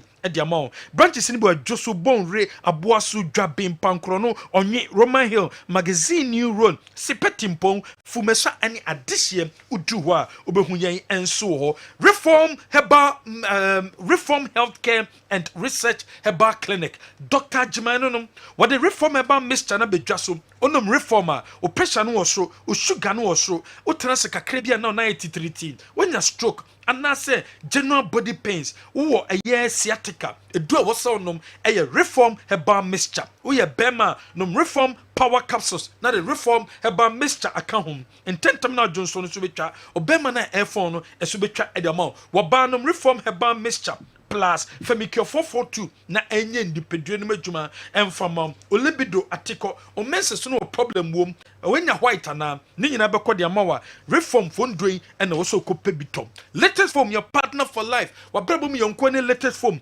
kope visa fane bi 6,100 Ghana cedis and na 3,100 Ghana cedis eye also fanum opakonya papa tenem awen chinka se no nya problem wom a na wakope biato Franco Trading Enterprise Nokia phone, Samsung phone, iPhone, smart television anaasɛ wopɛ ɛyɛ air condition anaasɛ wopɛ CCTV camera deɛ hia sɛ de ne bɛkyɛm Franco Trading Enterprise ne aboam ɛma wo nsa ɛnso ɛtima ka bi Kel Chaco toothpaste anɔpɛ bia bɛtwitwiw se twitwiw se ye anwuma no twitwiw se yɛbɛma good breath home ne bɛ humi ye saa nso ɛna nyɛma bɛkɔ yam ɛde ama wo oyɛfunu no hangover no so bɛtwa ɛde ama wo ɔbɛsɔ prevent cavity a na wapɛ bi ɛnso ɛde twitwiw se ɛbɛboa wie papapa ɛyɛ Kel Chaco toothpaste and a make camfo a day amount. Hebaso Company Limited. Woman the Hebaso cream na bedraso. A cream Berman I apply. Berman apply be a boy papa. A Hebaso cream in a sachet and a Hebaso cream in a tube and a sound so they Hebaso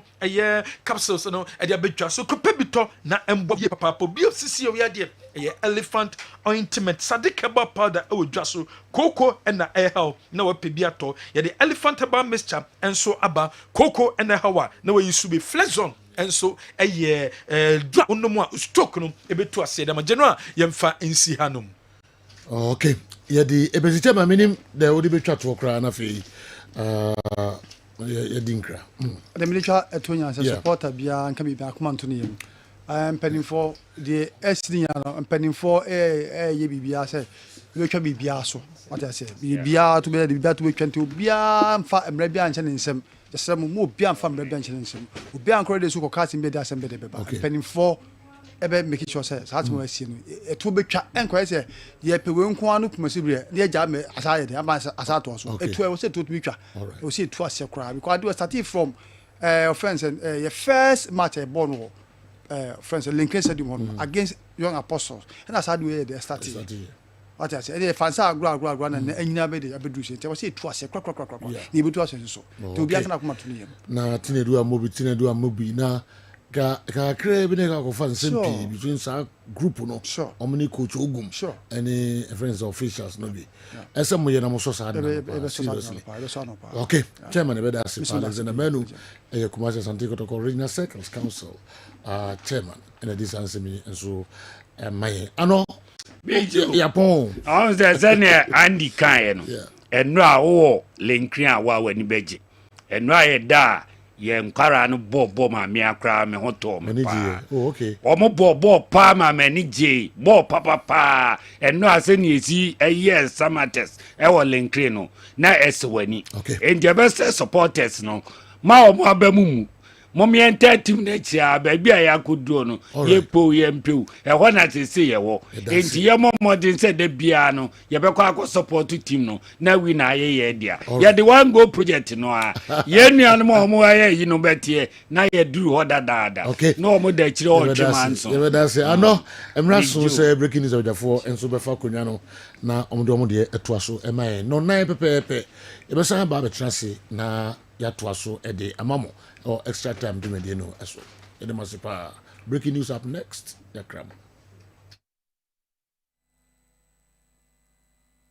Pause.